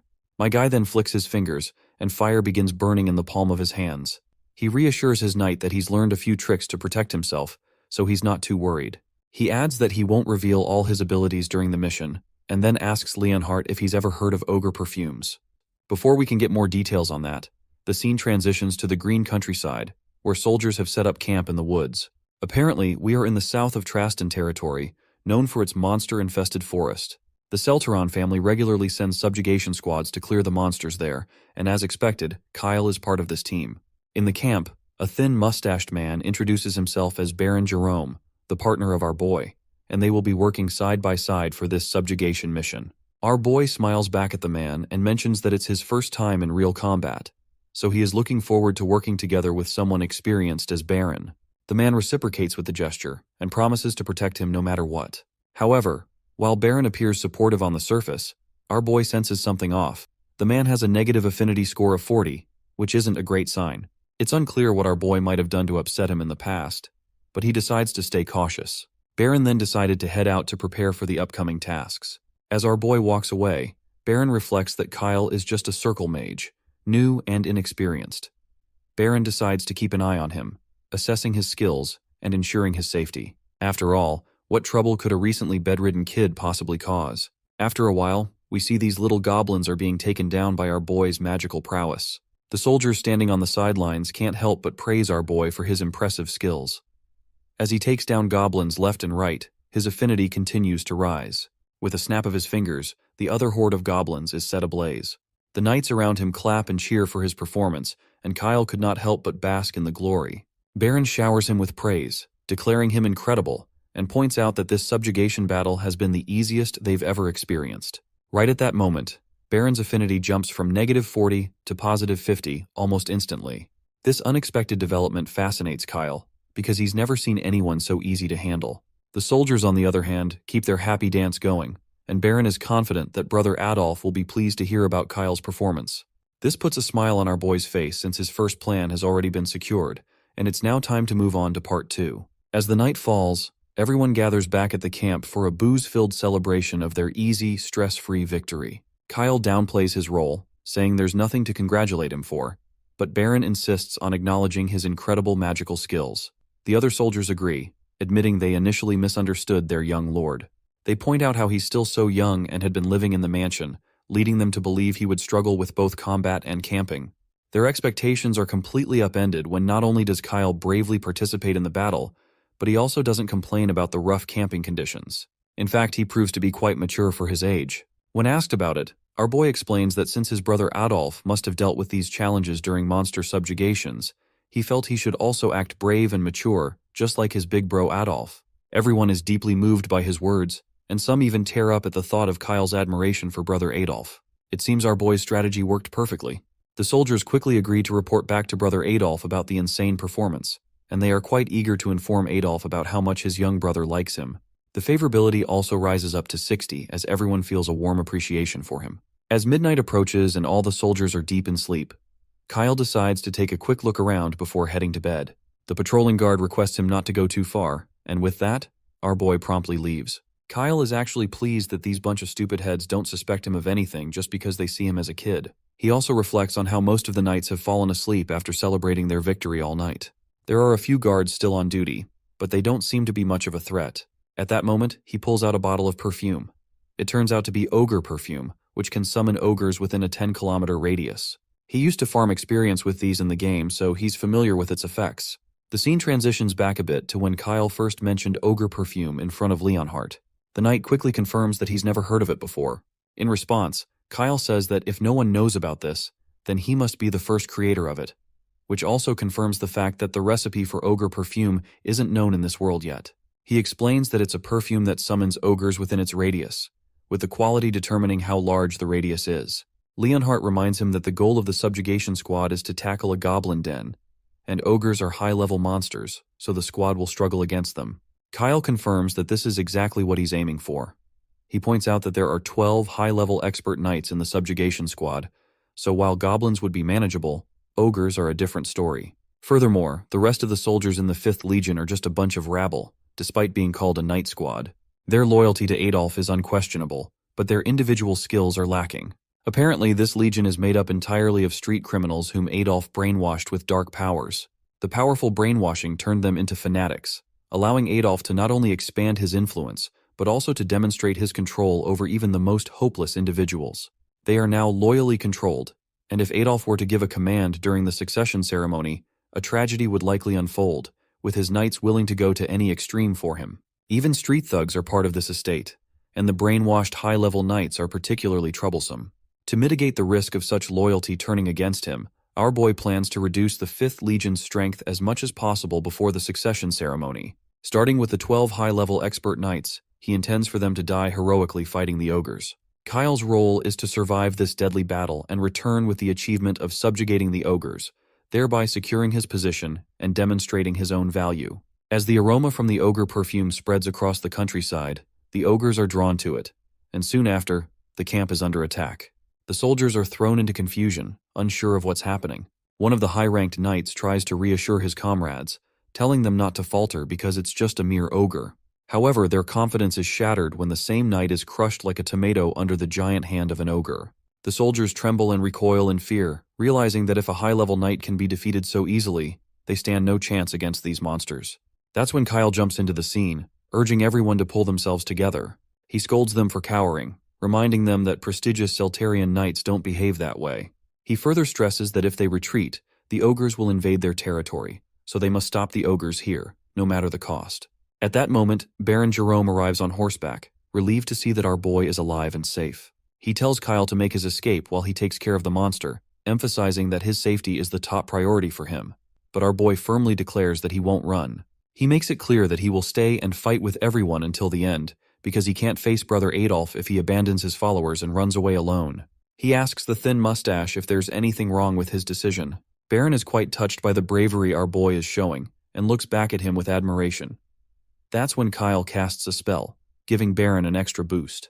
As the spell takes effect, Baron feels lighter and more invigorated. Kyle explains that since he is still a first circle mage, he will support and control from the back. He tells Baron to take the lead and fight bravely. The man quickly agrees to his young lord's command. With a confident grip on his sword, he dismounts from his horse and reflects on Kyle's bravery and unwavering stance in battle. He acknowledges that our boy is indeed an irreplaceable asset to Brother Adolf, and he decides to report to him that his little brother is quite loyal to him. With a determined stance, Baron unleashes a terrifying amount of power, causing the ground to shatter under the force. He challenges the ogre to come at him and charges towards the giant creature. The soldiers watch in awe as their senior marches forward without a shred of hesitation. Inspired by Baron's fearless stance, they realize they can't afford to look pathetic. Motivated by their senior, they resolve to follow him at all costs and fight with everything they've got. Kyle gives a final push, encouraging the soldiers to march forward and face the danger with all their might. The knights, motivated by his words, march toward their deaths without a shred of hesitation. Meanwhile, Kyle grins to see his plan unfolding just as he had planned. Although the soldiers are strong, his perfume has summoned extra powerful ogres, 2 or 3 times more formidable than usual. He continues to rally the 5th Legion, while inwardly, he could not help but to feel happy that this will be their final stand. The soldiers are caught off guard and are mercilessly slaughtered by the enormous 2-headed giant ogres. Despite all of this gruesome mess, Thin Mustache charges at one of the ogres with his sword drawn, his eyes blazing with vengeance. He shouts for the monster to die and swings his sword with all his might. As he continues to battle the ogre, one of the knights looks around and realizes that most of their high-ranking knights have already been killed, with only a few remaining. The soldier begins to shiver with terror, wondering if he can even make it out alive, as the enemy proves to be far too powerful to contend with. Meanwhile, Kyle continues to smile, seeing this as his only chance to thin out his brother's knights. Initially, there were about 12 high-ranking knights, but now only 3 remain, including Thin Mustache Baron. Baron also has been pushed to his limits, and is uncertain whether they can achieve victory. He contemplates using his final option, which is the power of darkness. Before unleashing this terrifying power, he recalls Brother Adolf's warning. Adolf had told him that the power of darkness would make him stronger and allow him to sense a power, unlike anything he had felt before. Fully unleashing it would come at a cost. He would be unable to revert to his old self, transforming into a frenzied beast and losing his humanity. Therefore, Adolf advised him not to release this power recklessly. Thin Mustache wrestles with the decision, knowing that using this power could be a last resort in their desperate situation. Despite the danger, he decides to unleash his dark power. He knows that while he might be able to defeat the twin-headed ogre, he won't be able to contain his rage, and losing control is still better than dying like a lamb. However, just as he prepares to unleash his power, a bolt of lightning descends from the sky, striking the beast and stunning it entirely. It turns out that the lightning was from Kyle. He instructs Thin Mustache to penetrate the enemy lines while he provides backup from the shore. Thin Mustache brims with admiration for our boy. He quickly agrees with the plan, while he feels reassured that he finally does not have to resort to using his dark powers. Kyle then casts a spell known as Mind Cleansing, which rapidly heals everyone within its range. Thin Mustache is both shocked and surprised by the effect, as they feel invigorated and their minds are cleared. This rejuvenates their resolve, reminding them that they are the 5th Legion under Adolf's command. Energized and focused, they recommence fighting the twin-headed ogre with renewed determination. One of the elite knights strikes the monster right on its overgrown head, but the ogre sends him flying with a single slap, and with this one down, only 2 elite knights remain. The monster turns around, grabs the remaining knight, and smashes him against a tree with such force that nothing remains but a splatter of blood. This leaves just 1 elite knight alive, Baron Jerome. Kyle just smiles after seeing his plan come to fruition. You see, his primary goal was to eliminate the 12 elite knights empowered by Adolf's dark magic, and with 11 dead, only Baron Jerome remains. Thin Mustache trembles in fear as he sees the remains of his comrades scattered around. Despite his fear, he remains resolute and tells Kyle to cast that spell once more, promising that he will soon end the life of the mutated ogre. Kyle, on the other hand, just flashes his trademark smile, and he finally casts the spell, Ensnare, and these hand-like appendages pop out of nowhere to grab the knight from all sides, rendering him unable to move. The knight is completely bewildered by his inability to move. Kyle calmly tells him to keep his eyes forward because the ogre is right in front of him. That is when the orc begins grinning at the sight of its prey immobilized, raises its hand and crushes Thin Mustache with a brutal swipe, leaving the other soldiers in shock and dismay. They are at a loss now that their senior is dead. The ogre then turns its attention toward the remaining soldiers. But before it can act, a storm of fire hits the monster, burning it alive and leaving the soldiers in absolute awe. The ogre slumps to the ground, defeated and scorched. Kyle descends from the hill and lands directly above the roasted body of the ogre. With precision, he pulls out a crystal from the monster's body, which appears to be part of an elite unit. With his plan officially played out as intended, he decides to wrap up his charade. He announces to everyone that the mutant ogre has been vanquished, and he gives credits to Baron's sacrifice, which gave Kyle the opportunity to strike and defeat the monster. He also praises the 12 valiant knights who fought selflessly. As the sun rises, Kyle concludes his speech, saying they have finally succeeded and live to see another day. At first, everyone is wide-eyed and unsure how to react, but soon they begin to beam with happiness at their hard-earned victory. They celebrate with their hands raised in the air, reveling in the triumph. As the party starts their journey back to the mansion, our boy reflects on the noteworthy success of the subjugation. The extermination of the mutated 2-headed ogre, along with the original goal of annihilating the goblin tribe, is a significant achievement. However, it came at a heavy cost, and the sacrifices were not small. Once they finally reach the mansion, Brother Adolf is shocked and quickly asks if Baron Jerome is actually dead. Kyle somberly responds that Baron fought the mutated ogre to the death, and without his fierce battle, no one, including Kyle himself, would have survived. Devastated by the news, Adolf pulls back the curtains covering the dead body of his most loyal subordinate. He is indeed shocked to see that Baron Jerome is dead, but what troubles him even more is that it appears Baron had not tapped into the power of darkness. The loss of Baron Jerome and the high-level expert knights is a painful blow to Adolf, and it drives him into a furious rage, though he doesn't voice his anger directly. Instead, he pretends to be concerned and expresses relief that his little brother is still alive. He acknowledges that Kyle's victory over the mutated ogre is commendable and says he will inform their father and ensure he is properly rewarded for his achievements. The junior brother responds with a broad smile and thanks Adolf for his words. As they finally begin to enter the mansion, Kyle smirks to himself, wondering if he has truly succeeded in deceiving his big brother. Night falls, and we find our boy hanging out with his knight and maid, looking pretty pleased with himself. He's narrating how he managed to kill 2 birds with 1 stone. He weakened the 5th Legion's strength and gained Brother Adolf's favor. Plus, he snagged the core of the mutated ogre, which will be super useful for treating Hernimum. Well, come to think of it, it's more like hitting 3 birds with 1 stone. Anyway, Leonhardt is relieved that he made it back safely, but he notes it was pretty dangerous. Kyle just shrugs it off, saying that 1 mutated ogre was no big deal for him, and he is sure that he could have handled it without breaking a sweat. He simply wanted to pretend to be weaker to show everyone that he is just a harmless kid. Leonhardt then asks if he plans to stick with Brother Adolf's camp and what his plans are for Lord Abel. Kyle just smiles in response and tells him to wait and watch, confident that Brother Abel will come looking for him on his own. A few days later, the major members of the Seltarian family gather in the conference room to review the results of the subjugation and decide how to distribute the spoils. During the discussion, the Marquis mentions he wants to talk about Kyle's role in the ogre's defeat and opens the floor for any objections. There's a murmur of surprise and disbelief among the family members, who find it hard to believe that Kyle was even involved in defeating the monster at all.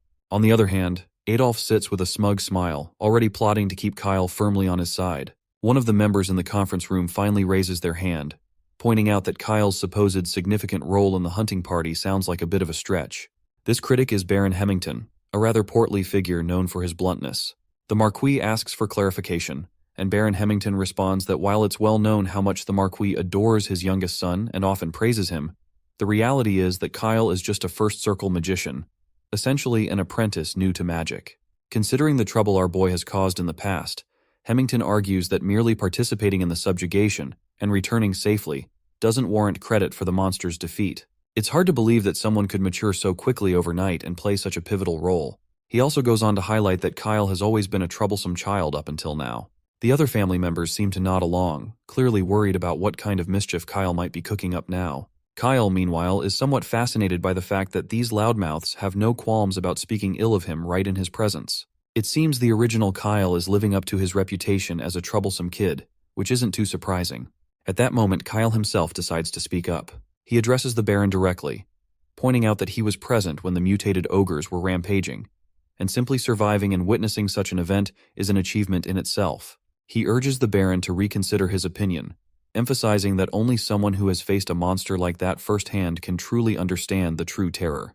He further challenges the fatty by asking if he thinks dealing with such a threat is as easy as it sounds. Of course, Baron Hemmington is visibly startled by our boy's challenging tone. As he stumbles for a response, Lord Abel also speaks up. He points out that even regular ogres are tough to deal with, even for several high-level expert knights. Considering the ogre Kyle faced was a two-headed one, twice as strong as a regular ogre, the fact that Kyle returned alive is indeed nothing short of a miracle. Our boy feels a bit bewildered to see his oldest brother defending him, which is a rare show of support. On the other hand, Baron Hemmington tries to counter by arguing that Kyle's survival was due to the knights risking their lives to protect him. He emphasizes that all 12 high-level expert knights died, which clearly suggests that Kyle's survival was more a matter of luck and the sacrifices of others, rather than his own prowess. Lord Abel speaks up again, and stresses the fact that the blow that killed the mutated ogre was delivered by Kyle's spell, as confirmed by the surviving knights. He acknowledges that while Kyle may have been a troublemaker during his childhood, he still made significant contributions in this subjugation, and is now focused on studying magic diligently. Abel argues that it would be fair for Baron Hemmington to set aside his prejudice and recognize Kyle's achievements. The fatty tries to argue further, but Adolf cuts him off with a raised voice, asking if he really believes he has the right to bring up Kyle's past misdeeds and criticize a direct descendant of the Seltarians over baseless claims. Adolf then questions if he is trying to overstep his authority. This causes Hemmington to shrink back in fear, quickly denying any such intention. Meanwhile, Kyle, the man of the hour, is utterly bewildered by what's happening. Both of his brothers are actually defending him. Adolf finally calms down, clears his throat, and turns to their father, declaring that his vote is in Kyle's favor. He fully recognizes his little brother's achievements and insists they must be acknowledged. He reminds his father that the 5th Legion is directly under his command, and all of the boys testified that his young brother fought bravely. With both Abel and Adolf in agreement, their father delivers the final verdict. If both brothers agree, there are no objections to acknowledging Kyle's contribution. Marquis declares that from now on, Kyle is officially free to come and go from the main residence, and he may even leave the estate. Our boy lights up with happiness at hearing his father's verdict. However, his father goes on to say that the spoils recovered from the mutated ogre will be distributed based on merit, and that Kyle will not receive any of them. This catches our boy off guard, as he wasn't expecting to be cut out like that. With those final words, his father adjourns the meeting, and everyone is allowed to leave. But Kyle stands there, completely bewildered by the last part of his father's verdict. He has no idea why, despite being acknowledged for his contributions, he isn't getting any spoils. Before his father leaves, Kyle quickly calls out to him, trying to charm him with his innocent expression, and asks if he's really not going to get any spoils after all his hard work. That is when his father leans closer to his son's ear and whispers about the ogre core that Kyle already swiped. As soon as his father's whispered words sink in, Kyle's breath catches in his throat. He quickly responds, saying he doesn't need the spoils anyway, and that just having his house arrest lifted is more than enough for him. Then from behind, Adolf calls out to him. When Kyle turns around, his big brother reminds him that he kept his promise of informing their father about his achievements, adding that he did it all out of love for his little brother. Kyle, however, can see through the flattery, knowing exactly where Adolf's words are coming from. Meanwhile, Abel is also standing off in the distance, quietly reflecting on how much Kyle has changed in just a few days. He is definitely looking forward to meeting his little brother alone. It seems our boy's prediction has come true after all. In the next scene, we see Abel and Kyle catching up. Right off the bat, Abel drops a bombshell of a news, claiming that he doesn't actually have any serious skills, and this is the first time he's ever mentioned it to anyone, not even their father knows. Kyle just goes along with the conversation, but in his head, he's thinking, why is my brother suddenly dropping secret bombs like this? Kyle had been ready to talk with Abel, but he didn't expect the conversation to take such an unexpected turn. Before we dive further, let's rewind a bit.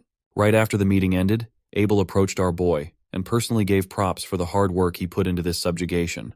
He points out that Kyle has now successfully proven himself in real combat, so he confidently gives a title of a proper mage to our boy. Kyle, however, downplays it, modestly saying he's still far from that title. After all, he's only a first circle mage, and he chalks his success up to sheer luck. Once Abel takes control of the conversation, he promptly invites his little brother to dinner, saying he'd love to hear more about his exploits during the subjugation. At the time, our boy agreed with a smile. But now, sitting across from his brother, he knows the real reason for the invitation, which is that his big bro is trying to recruit him to his side. But what our boy can't figure out is why his big bro is suddenly dropping such a personal secret. There doesn't seem to be any ill intent, but he's still struggling to understand what Abel is truly trying to achieve by revealing something so private. Whatever the case, our boy's mind is also on the bigger picture. If he wants to safely navigate the Marquis of Keltarion rebellion event, Abel's strength needs to grow as Adolf's influence crumbles. Only with solid support from the Marquisate of Keltarion will Kyle have a chance to survive this fantasy chess game. So he knows he has to be very careful with his words here. With that in mind, he turns to his big brother and asks why he is revealing such a significant secret that not even their father knows about. Abel responds by asking if his little brother isn't interested in hearing the full story first. Our boy admits that he would love to hear what his senior has to say, but after learning such a big secret, he's unsure how to react and what Abel truly thinks of him. The senior quickly picks up on Kyle's concern and directly asks if he is worried that there might be ulterior motives behind revealing such crucial information. Kyle sheepishly smiles and kind of agrees to what his brother said. He further admits that he simply can't win against his big brother in the games of wits, so he decides to be straightforward. He makes it clear that while he is currently aligned with Adolf, he doesn't truly support him. However, this doesn't mean he plans to join Abel's side either. The scene then transitions to the practice grounds of the mansion, where we find Adolf venting his frustrations on the training dummies, clearly agitated. One of the maids stands nearby, watching him with a mix of concern and apprehension. His frustration apparently becomes evident as he expresses his irritation that his eldest brother visited Kyle's residence. The maid further confirms this, and adds that there were guards stationed outside, so she was unable to overhear their conversation. Adolf states that he already knows why Abel wanted to meet Kyle and what they discussed. He makes it abundantly clear that he was the first to set his sights on our boy, and is not going to lose him to Abel easily. He then instructs the maid to poison Kyle's food if he ever shows any signs of considering joining Abel, emphasizing that this is precisely why she was stationed there. The lady looks anxious and scared by these stern orders, but reluctantly agrees to carry out the task. The scene shifts back to Kyle and Abel's meeting. When the senior asks him why he isn't interested in joining his side, our boy hesitates to respond. Well, we all just saw what Adolf is plotting against our boy if he joins Abel's side, so it's no surprise that he does not want to join. But he does not say anything to Abel regarding this. Instead, he surprises him by saying Abel is a kind person. Well, this unexpected response catches the senior off guard, while our boy keeps saying how kind his eldest brother is. Apparently, Kyle's words are genuine, especially considering his system shows that Abel's affection level toward him is 0. This is actually a positive sign, given that most people have negative scores in affection toward our boy. Abel, on the other hand, admits he's glad to hear such kind words. However, he also feels regretful for not paying attention to his younger brother and only coming around when he needed something. Kyle reassures him in response, saying he shouldn't feel guilty. He acknowledges his own bratty behavior in the past and admits he also dislikes his former self. He is just glad that his senior brother didn't just bury him for being a brat, and he's thankful for that. Abel bursts into hearty laughter when he hears the funny remark from his junior. He jokes that if he had known his little brother was so smart and perceptive, he would have met him sooner. Then Abel gets serious and tells Kyle that whatever Adolf has promised him, Abel can offer the same, and even better. He asks him if there's any chance for reconsideration.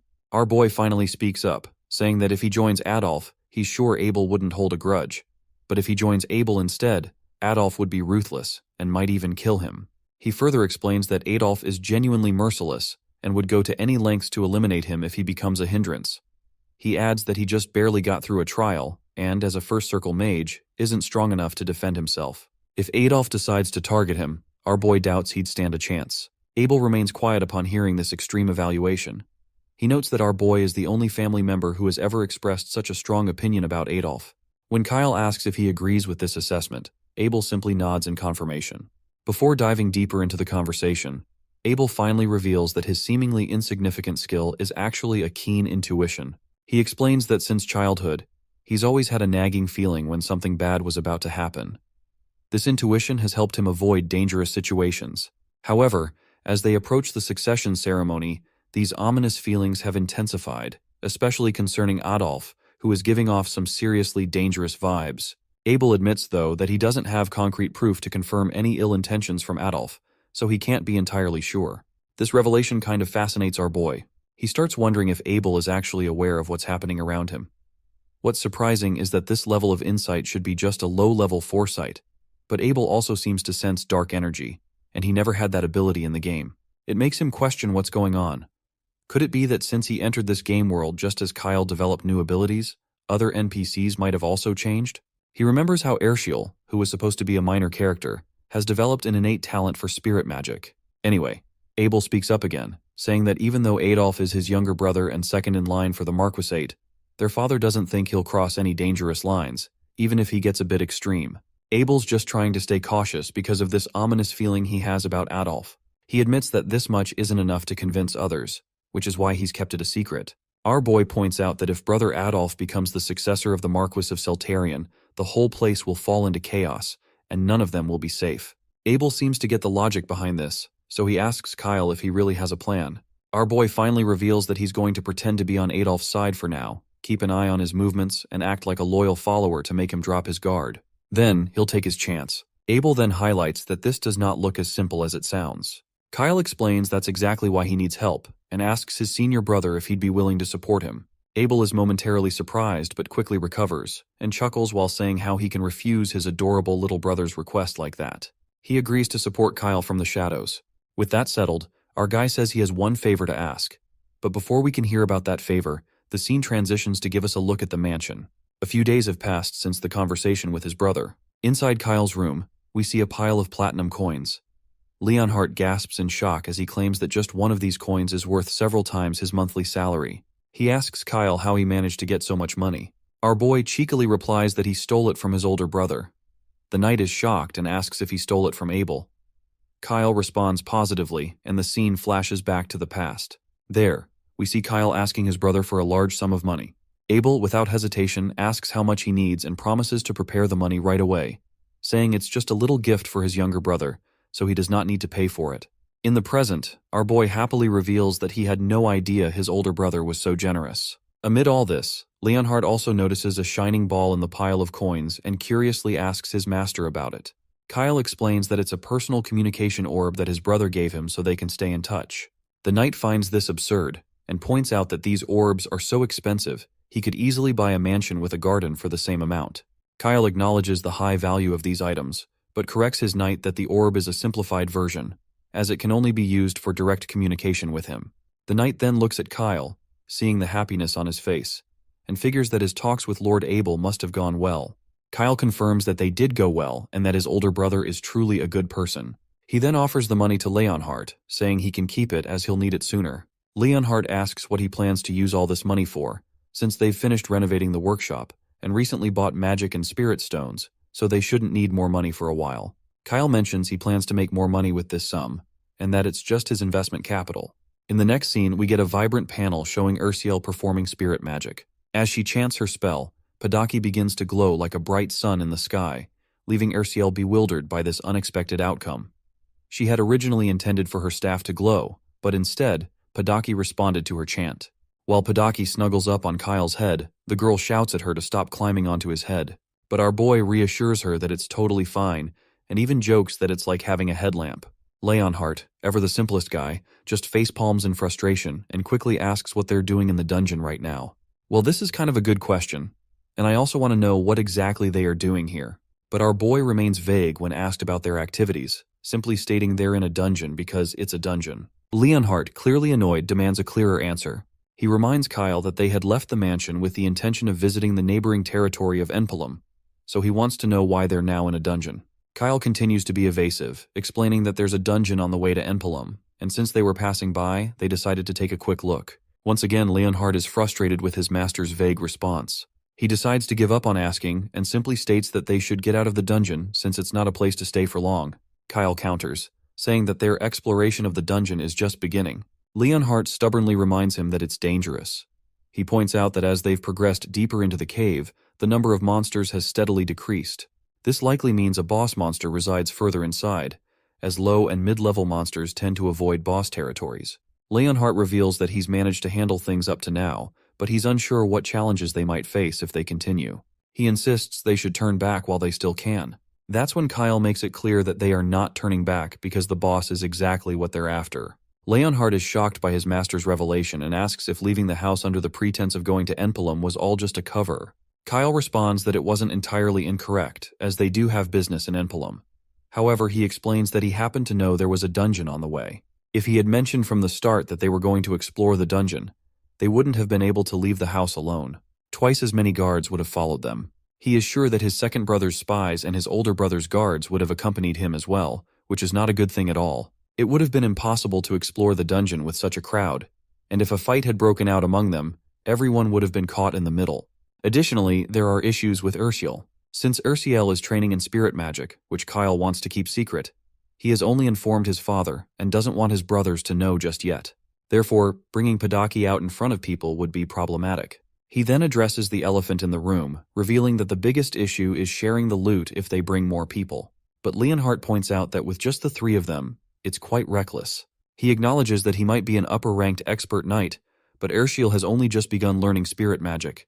While the knight keeps his protest, Kyle finally speaks up with a fiery tone that leaves the knight stunned and silent. Kyle reminds him that just because he acted weak back in the mansion, it doesn't mean he should take it at face value. The power of his magic, which has overcome her Mamu, is drastically different from regular magic, and Leonhardt himself is a witness to that. With that in mind, Kyle asks him if he still has any hesitation. He emphasizes that they have a solid team, Leonhardt as their tank, Ursiel as the healer, and himself as the DPS. With everything they need in place, our boy sees no reason why they shouldn't explore the dungeon. For one last time, he tells his knight to stop underestimating his master and show some faith and trust. He then challenges Leonhardt by asking if he still has doubts, to whom he would choose to be loyal, his father or Kyle. Before Leonhardt can respond, Kyle makes it clear that he doesn't need a knight who serves two masters. He wants a knight who serves him alone. This puts Leonhardt in quite a dilemma, and he hesitates to answer.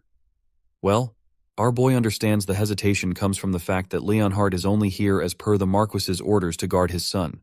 No matter how loyally he serves Kyle, his true master is the Marquis. Our boy has realized that simply showing sentiment won't be enough to secure Leonhardt's loyalty, and forcing him would only backfire severely. The fact that Leonhardt hesitates reassures Kyle that the knight at least acknowledges him as a master worth considering. With that settled, they continue their journey deeper into the dungeon. Leonhardt, with renewed conviction, swears to be the impenetrable shield of Versina. As they step confidently into the main boss chamber, they find the massive creature sitting quietly. The room is revealed to be the Minotaur's secret sanctuary, the name of the dungeon itself. Kyle notices the Minotaur is much larger than he expected, especially since, in Fantasy Defense, this dungeon was known as a beginner farming spot. It had no traps, a short path, few mobs, and most importantly, the rewards were incredibly generous compared to its difficulty. This is exactly why he kept the party small, because he isn't about to share such treasure with anyone else. Leonhardt then reveals that the Minotaur is said to be 3 times stronger than an ogre. Kyle agrees, pointing out that while the Minotaur doesn't use magic, it has incredible strength. If Leonhardt tries to block its giant hammer without sword energy, his bones could easily shatter. Kyle instructs him to take the front line, draw the Minotaur's aggro, and block its hammer attacks. He promises to cast a shield spell to boost Leonhardt's defenses. With the added shield and sword energy, Leonhardt should be able to withstand the heavy attacks. However, Kyle warns that there's one attack to be especially cautious of. When the Minotaur becomes enraged and charges like a bull, it initiates a whirlwind attack. Kyle advises Leonhardt to dodge this attack entirely, because even the strongest shield won't hold up against it. He suggests luring the Minotaur to the outskirts while dodging its attacks as much as possible. Once the Minotaur's whirlwind attack stops, the monster will be exhausted and dazed, and that's when Leonhardt should unleash his attack. Leonhardt acknowledges the instructions, and Kyle turns to Ursula. He tells her to cast buffs on him and Leonhardt before the battle starts. Since this is her first real fight, he suggests that if she gets scared, she should hide behind a rock. However, Ursula confidently replies that she's not scared. But the real issue is that she hasn't fully mastered spirit magic. Despite that, she is determined to support Kyle and show the results of her training.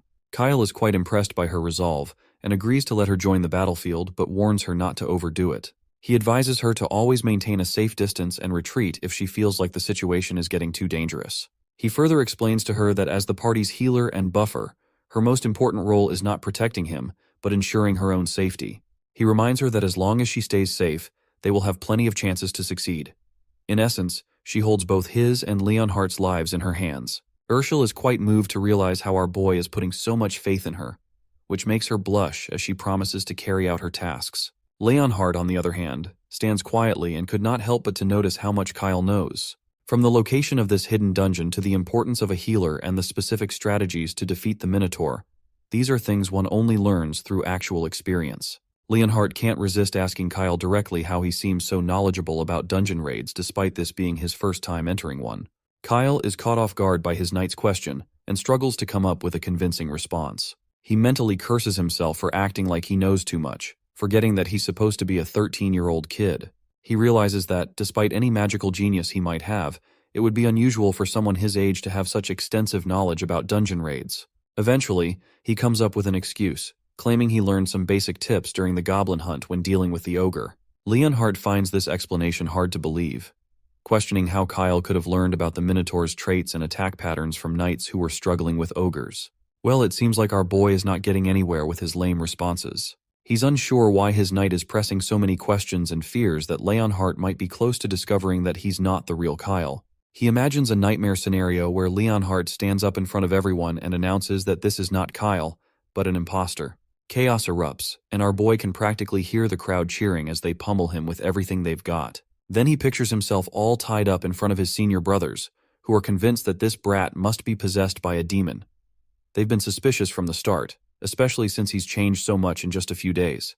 The idea of being burned alive sends shivers down his spine, so he quickly blurts out that he read about it in a book. The knight still looks unsure and is trying to piece it all together, but Kyle tries to convince him that it's true, mentioning that he spent a lot of time in the library and, oh yeah, he might have secretly read some strategy books too. The knight is totally baffled, but then his expression shifts.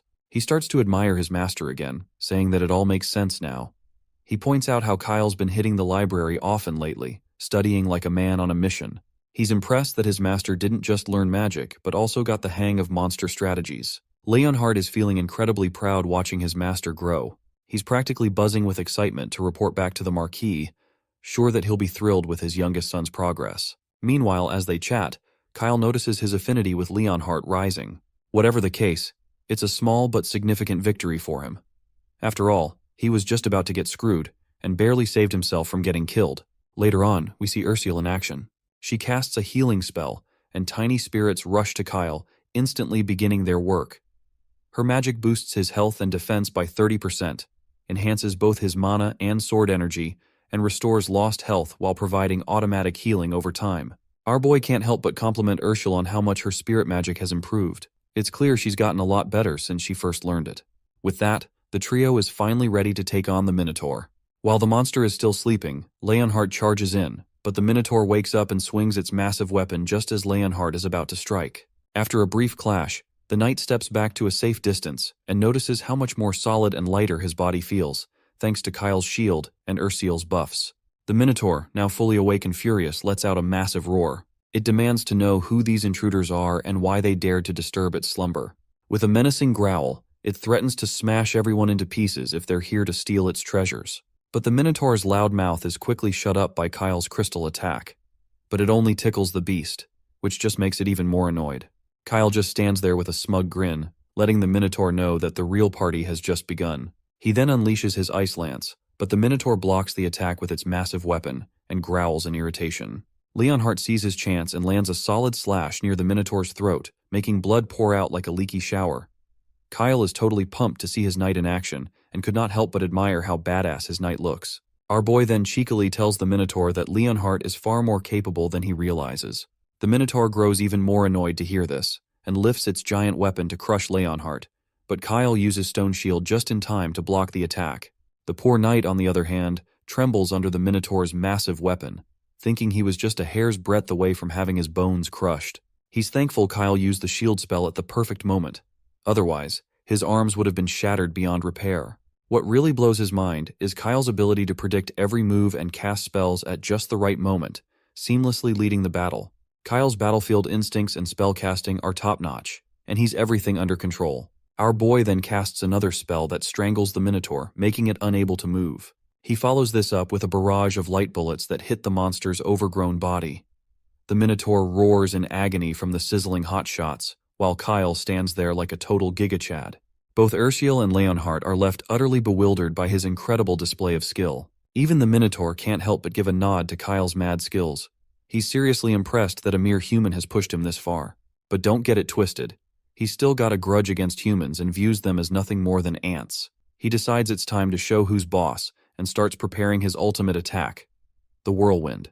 The air around him starts to churn as he swings his axe with fury. Kyle quickly warns his party members that shit is about to get real. He tells Leonhardt to keep the Minotaur's attention and lead it to the outskirts of the battlefield. Leonhardt, ever the diligent knight, takes off like a shot, while Kyle makes sure to boost his knight's defenses, readying him for the storm that's about to hit. As Leonhardt gets closer to the Minotaur, he throws his sword at the beast from a safe distance.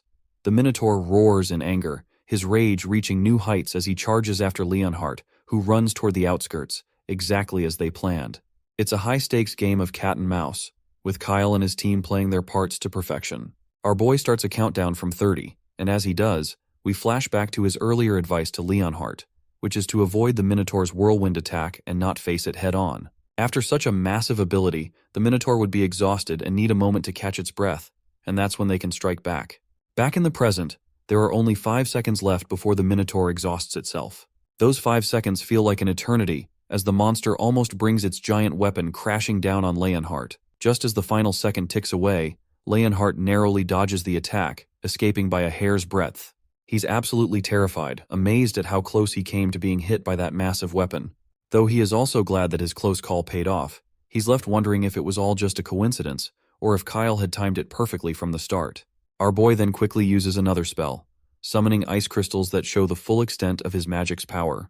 After throwing the crystals at the Minotaur, the beast is finally defeated, leaving behind only its giant weapon. After the battle is officially over, Urshiel is hard at work patching up Leonhardt's hand, and once he's healed, he thanks her for her support. Meanwhile, Kyle is over the moon about the treasure left behind, thrilled to claim it all for himself. The treasure pile is packed with valuable loot, starting with a staff that radiates an aggressive aura. This staff not only allows for slightly faster magic use, but can also store up to 3 spells. Stored spells can be used without consuming mana and have a maximum spell circle of the second. Kyle explains that in fantasy defense, acquiring this staff from the Minotaur dungeon is an essential strategy for mages, offering powerful benefits until one becomes a high-circle mage. He's thrilled that this staff means he won't have to worry about his weaponry for a while. Leonhardt, meanwhile, eyes a sword he found among the treasure. At first glance, he can tell that it's clearly a high-quality blade with magical properties. No wonder the Minotaur was so protective of it. As he looks at the treasure, his mind flashes back to the proposition our boy threw toward him, which was about pledging loyalty, whether to the Marquis or to Kyle himself. Leonhardt is feeling guilty that he is being rewarded with such generosity from his young master, even though he can't even get himself to pledge loyalty to him. Urshiel is also feeling a pang of guilt for always receiving things from Kyle. She admits she wants to be of help to him, even if just a little, but she's unsure how she could ever repay him if she accepts such valuable loot. Kyle reassures her not to feel that way, emphasizing how much both she and Leonhardt have contributed to today's battle. But still, Leonhardt agrees with Urshiel, saying that the sword is too precious for him to use. Kyle sighs at their absurdity and tells them that the equipment isn't just a simple reward. He expects them to get stronger with this high-grade gear. He stresses that they need to enhance their combat power urgently, as they're short on time. This equipment is meant to help them significantly boost their abilities for the challenges ahead. He also acknowledges the rules about reporting and distributing high-grade dungeon rewards through proper channels, but he admits he doesn't intend to follow them this time. He wants to keep their newfound strength and the treasures secret from the rest of the family. He tells Ursula and Leonhardt that they're the only ones he can truly trust right now. He urges them to take the artifacts, improve their abilities, and be of help to him. In the face of looming darkness in the Seltarian family, he emphasizes that becoming stronger is crucial for their survival. After this serious conversation, Kyle decides it's time to start their journey to Enfelum. His both friends acknowledge his words with a positive attitude, ready to embark on their journey and face the challenges ahead. A few days later, at the Enfelum mansion in the Breadbasket region, chaos erupts when Count Frantel Neuron, the Lord of Enfelum, discovers that the Seltarian Marquis family has arrived unannounced. In a state of shock, Frantel is shouting and rushing down the stairs, frantic to find out whether it's the first or second son who has shown up. His assistant, a bespectacled man, explains that he's not sure, but they carry the Seltarian crest, which only direct descendants of the family can possess. Frantel is totally freaking out, wondering if the Seltarians are considering dragging his domain into their family succession drama. His assistant is also worrying about the same thing, and further points out that it's an unwritten rule to avoid involving other families in succession disputes, but it seems they're caught up in it now. When they finally reach the guest room, Count Frantel Neuron pauses for a moment to regain his formal demeanor. He opens the door with a broad smile, ready to warmly welcome his esteemed guests from the Seltarian family. But his greeting gets caught in his throat when he sees Kyle sitting comfortably in the guest room, sipping tea and enjoying some delicacies. When Kyle sees the lord of the mansion, he promptly greets the lord and apologizes for the lack of advance notice. Frantel, on the other hand, exclaims in shock, asking who the hell even this boy is. But a real shocker comes to Frantel when he realizes that Kyle is the same good-for-nothing fourth son of the Seltarian family. He is so shocked that he even blurts this line out loud, but he quickly tries to cover his reaction with his hand, as Leonhardt, right beside Kyle, shoots him a glare that clearly says he's not impressed with the Lord's lack of decorum in front of his master. Our boy tries to diffuse the tension by saying it's all good and tells the Lord to chill out. He admits he was a troublemaker until recently, but says he's had a change of heart ever since he recovered himself from Hermimum. He's been reflecting on his past and wants to do better. Frantel is surprised by this news and asks if he really has overcome his illness. Our boy confirms, saying he's now forming a group to practice magic and hopes it will benefit the family. Frantel is struggling to process this because he remembers the youngest as a hopeless troublemaker, and he was the kind of kid even the Seltarian family had given up on. But seeing him now, he realizes he's different from the rumors.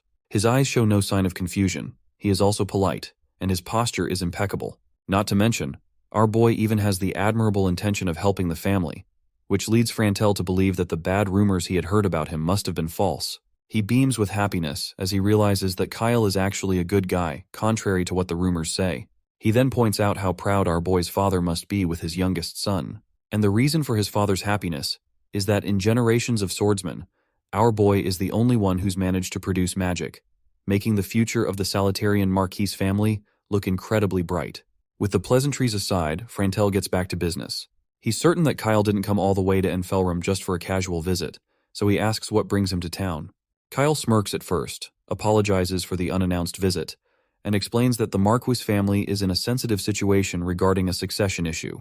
He didn't want to draw attention to his movements, so he did not try to announce his arrival. The real reason for his visit is that he wants to purchase grain from Enfelrum, which is the largest granary in the north. This surprises Frantel, who points out that they're already trading grain regularly with the Seltarian family, so he wonders if Kyle is looking to make an additional purchase. Our boy confirms this, explaining that the grain is for his personal use and separate from their regular arrangement. He wants it for magical research and can't go into details right now.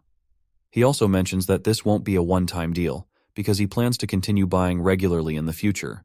He's heard that Enfelrum has had good harvests recently, resulting in a surplus of grain that's hard to manage. So, he wants to buy up that surplus. Kyle then snaps his fingers, and his knight steps forward, opening a box with a handful of platinum coins.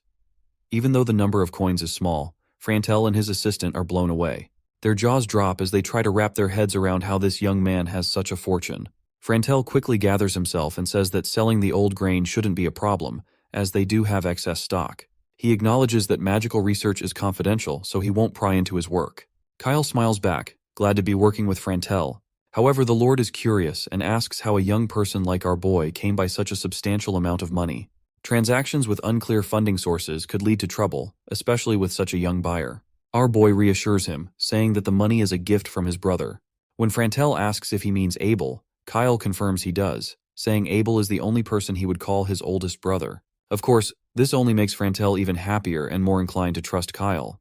The fact that Abel readily gave his young brother such a substantial amount of money shows they have a close relationship. He figures that having Kyle and Abel on his side is a better deal than having a relationship with their third brother Adolf, who seems to have sinister intentions.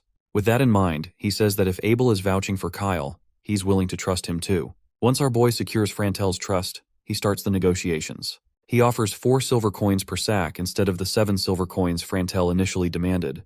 Frantel and his assistant look at our boy with their clueless faces.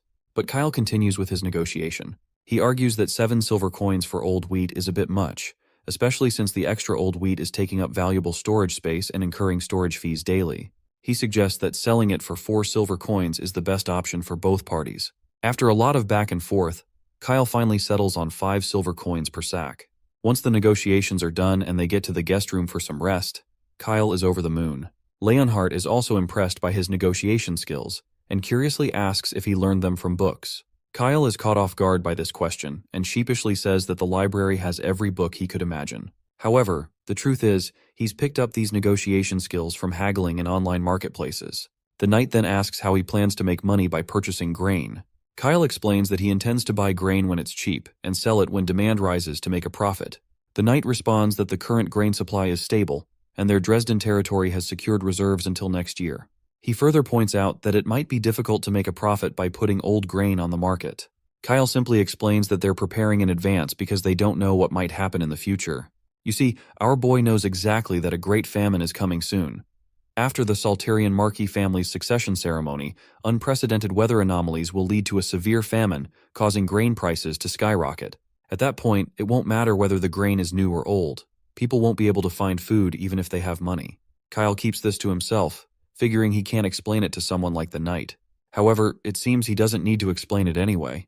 The knight acknowledges that everything Kyle has done so far has had a valid reason, so he trusts that this will be the same. As the knight says this, the favorability level rises to 50, which boggles his mind since it was in the negative when they first met. Later that night, Urciel enters and explains that Count Frantel Neuron has something to discuss before dinner and asks if Kyle could spare a moment. When Kyle arrives at Count Nyron's room and knocks, he enters and says he's heard the Count wanted to see him. The Count reassures him that it's nothing serious, since he simply wanted to introduce Kyle to someone. Our boy curiously asks to whom he's being introduced to. That's when a young girl stands up and introduces herself as Frantel Nyron's daughter. As soon as our boy hears her pleasant voice and sees her, he's visibly shocked. It turns out she's Iris Nyron, and Kyle clearly wasn't expecting to see her. To understand why our boy is so shocked to see her, let's break it down. You see, Iris Nyron is not just any character. She's a total standout with her cute looks and top-tier magic talent. She's got a massive fan base in fantasy defense, especially in the early game when everyone's still leveling up. But with all the positives, there is a negative side as well, which is that she's super arrogant. Sure, she's beautiful, but she's also a bit of a tyrant, loving to step all over others and hating on anyone weak. She enjoys the luxury of being talented, but her personality was equally messy as well. Trying to get on her good side usually ends up with you broke, thanks to her gold-digging ways. As the game progresses, her shine starts to fade. With the rise of S and SSS class magicians, she finds herself abandoned by her fans. Currently, Kyle is stuck wondering if he should even recruit her to his side, especially since he's not keen on going bankrupt just to keep her happy. He pushes those thoughts aside for now and starts wondering why Count Nyron is introducing his daughter to him at this moment. The man, on the other hand, happily continues, mentioning that his daughter just turned 11 this year, so there's not much of an age gap since Kyle is 13. He's hoping they could become good friends. Then the Count adds that she's even studying magic these days. He insists he's not just saying this because he's her dad, she really does have great talent. Since Kyle is also learning magic, the Count figures they could learn from each other and have a blast together. My guy is a bit at a loss for words, especially since judging by the look on her face, it's clear she's not exactly eager to make friends, even though her dad is pushing for it. Eventually, our boy greets her, introducing himself as Kyle Seltharion, the 4th son of the Marquis of Seltharion. He's trying to be smooth, looking forward to their time together. Just as he says this, he activates his appraisal ability and quickly reads her stats. Not surprisingly, her characteristics line up perfectly with what we have heard before, and she has a whopping -48 favorability towards him as well. But what really catches him off guard is her talent, Mana's companion. You see, Kyle himself has mana stagnation, a broken talent he's never seen in anyone else. In the original game, Mana's companion was the top talent in the mage category, available only to the top 0.01% of SSS class mages. So he's baffled as to how Iris, an A-class mage in fantasy defense, has this talent. It's pretty clear she's gained some extra abilities, just like Abel and Ursiel. That means new possibilities have opened up for her, and Kyle can't help but wonder what that means for their dynamic. He reflects on how, despite her off-putting personality traits making her a target for avoidance during the game, if he could get his hands on an SSS-level talent, everything would change. He simply can't afford to miss this opportunity, no matter the cost. On the other hand, Iris, with her signature sass, fires back. She points out that he's the fourth and last in the Celterian family line, teasing him about how she's never heard of him before, even though she knows all about the achievements of Abel and Adolf Celterian. With a smirk, she claims she's already in the second circle while he's still stuck in the first. She wonders aloud what they should do about the power gap, acting like they're on completely different levels. Meanwhile, Kyle is doing his best to maintain a straight face, but inside, he's cursing her out. He can't help but wonder why she's like this, and wonders did she really have to be such a twisted character ever since she was a kid. Kyle calmly replies that, yes, he's a first circle mage, and it's only been 3 months since he started learning magic. When Iris hears this, her eyes widen as she realizes he's reached the first circle in such a short time. She can't help but think that he is progressing way faster than him. Twice as fast, in fact. He then explains that he only started learning magic after turning 13. Iris reminds him, with a hint of sass, that he's late to the party, saying it's common sense to start learning magic at around 10 years old, at the very least. Kyle responds positively, agreeing that he did start a bit late. But in his head, he's comparing her to a feisty kitten. Her natural aggression in her tone makes the insults almost bearable. He decides to share a bit more, telling her he suffered from a hermetic illness and has just recently recovered from it. Iris is genuinely surprised to hear that Kyle has overcome his serious illness, and she blushes a bit, saying that's actually impressive. But she quickly snaps out of it, defensively insisting that she's not admiring him for that or anything. Her father then reminds her that overcoming such an illness typically requires extraordinary magical power, or the potential to become a great knight. The fact that Kyle managed to conquer it at just 13 years old is pretty remarkable. He explains that Kyle is only going to get stronger as he continues to grow. He suggests that Iris should study with him, hoping they can learn from each other and positively influence one another. Iris, however, stays adorably stubborn. She reminds her father that our boy is still in the first circle, so she's not quite sure what she could learn from someone in a lower circle than her. Meanwhile, Kyle stands there with a smile plastered across his face, thinking about how her characteristic contempt for the weak is kicking in. She's underestimating him, assuming he's actually weaker. He thinks to himself how her personality is a bit problematic, and he figures he might need to help her fix that bad habit. Finally, he decides that Iris Neyron is the third talented person he wants by his side. To impress her a bit, he tells her not to judge a book by its cover. He steps closer and confidently says that he'll prove he's not weaker than her, and once he does, she won't be able to ignore him anymore. Iris starts blushing when she sees Kyle so confident, and she can't help but be a bit wavered by his demeanor. She then quickly asks how he plans to prove his strength. In response, Kyle invites her to a duel, saying that if he loses, he'll admit she's stronger. But before he can finish talking, she cuts him off, insisting she'll take the challenge, and adds with a smirk that if she wins, he'll have to get on his knees and lick her feet. Well, not gonna lie, this doesn't sound half bad either. Her father, however, looks utterly shocked, trying to figure out where she picked up such a bizarre kink. Iris sheepishly admits she read it in a romance novel. Her father starts shouting at her, demanding to know what kind of twisted romance novels she's reading. He quickly prohibits any more books and bans her from reading them again. As Iris's eyes start to well up from her dad's yelling, Kyle steps in and assures them that it doesn't matter what the challenge is. If he loses, he'll accept it, even if it means licking feet or toes. This only freaks her father out even more, while Kyle makes it clear that if he wins, she will have to accept him as her teacher. He also tells her to promise that she will never look down on anyone weaker or of lower status. Iris pauses for a moment but eventually agrees, cockily claiming she won't lose to someone in the first circle who just started learning magic. With that, she stomps out of the place, full of confidence, while her father claims that her personality is quite problematic. He explains that it's because she was raised by a family that's always been proud of her since she was little. He worries that if she continues growing up this way, she'll become increasingly hated by the world, making it harder for her to get along with others. Right now, she doesn't have any friends her age, and it's true that her reputation in social circles isn't great. Our boy is amazed to see that despite being a doting father, he's fully aware that his daughter is a problematic child. It makes him respect the Count a little more, realizing he's not just overlooking her flaws. The Count then highlights how Kyle had a stormy childhood himself, wondering if that's why he can understand Iris's mindset and actions. He believes it would be beneficial for her to experience defeat once in a while, so he gives our boy full permission to not hold back and teach her the harsh lessons she deserves. When Kyle hears this, he can't help but smile. Now he has the parents' permission to teach her a lesson, and he's looking forward to it. Meanwhile, Iris is still stomping down the halls, muttering to herself about how he can't teach her anything when he's only at the first circle. She's feeling pretty annoyed. But then her mind flashes back to that recent heart-pounding moment they shared, and she can't deny he's actually a handsome guy. Still, her arrogance kicks in, and she stubbornly tells herself he's just a first circle mage, determined to make him lick her feet no matter what. Oddly enough, despite her attitude, her favorability towards Kyle starts to rise. I guess that's just how tsundere characters work. A while later, our boy returns to his room, and Leonhardt points out that Count Neyron's introduction of his daughter likely has another intention behind it. His master asks him what he means by that, and the knight reminds him that even though she's only 11, it's an age suitable for discussing marriage proposals. Plus, the age difference with our boy isn't that big. This sends a chill running down Kyle's spine, and he yells at Leonhardt for even thinking about him getting married to an 11-year-old. Leonhardt calmly reminds him that nobles usually marry earlier than commoners, so it's not uncommon to get engaged in their early teens. My guy feels like he's about to puke as he finally realizes why Count Neyron was so eager to introduce his daughter to him. Leonhardt even tells him not to go too hard in tomorrow's duel, suggesting that they never know what might happen between the two of them in the future. He adds that while Iris may be a bit arrogant, she's still just a young lady. Kyle, with a devilish grin, declares that if Iris's father is trying to set him up for marriage, then he needs to crush her even more thoroughly.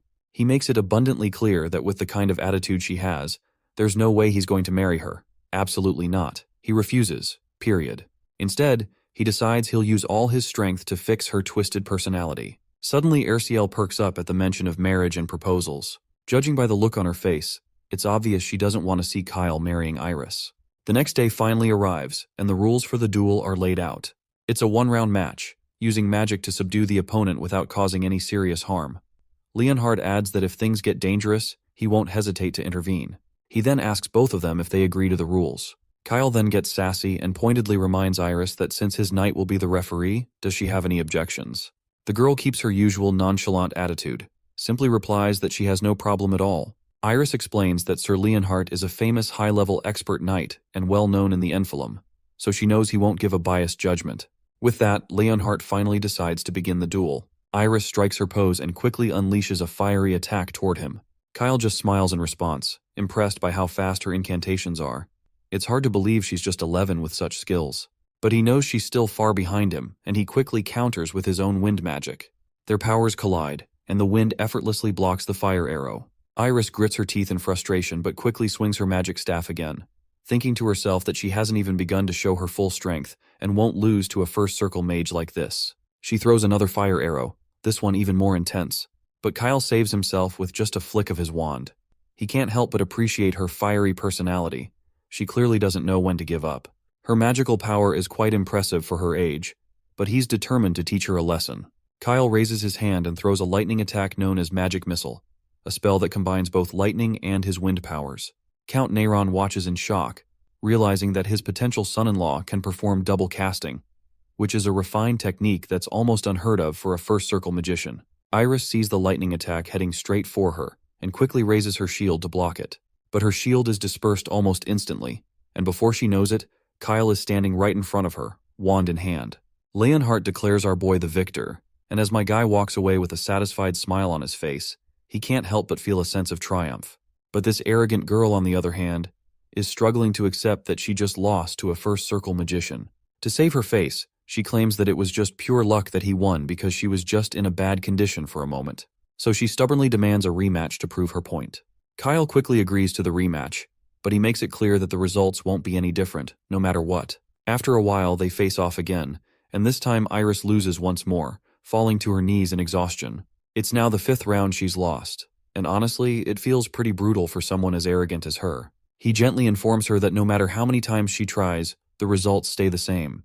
He tells her to just end it here since she's probably out of magical power by now. As reality sinks in her mind, Iris starts to feel the heat of her defeat and begins to cry like a child.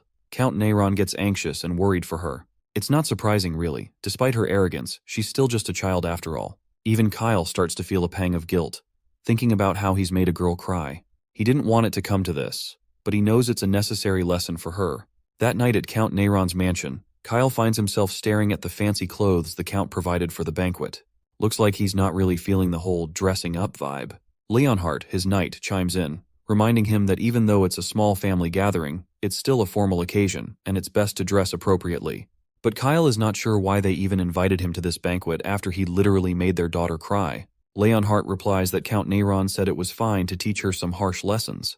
Besides, he probably expected something like this would happen. Leonhardt further points out that since our boy fairly and squarely defeated Lady Iris, Count Neyron seems even more determined to make him his son-in-law.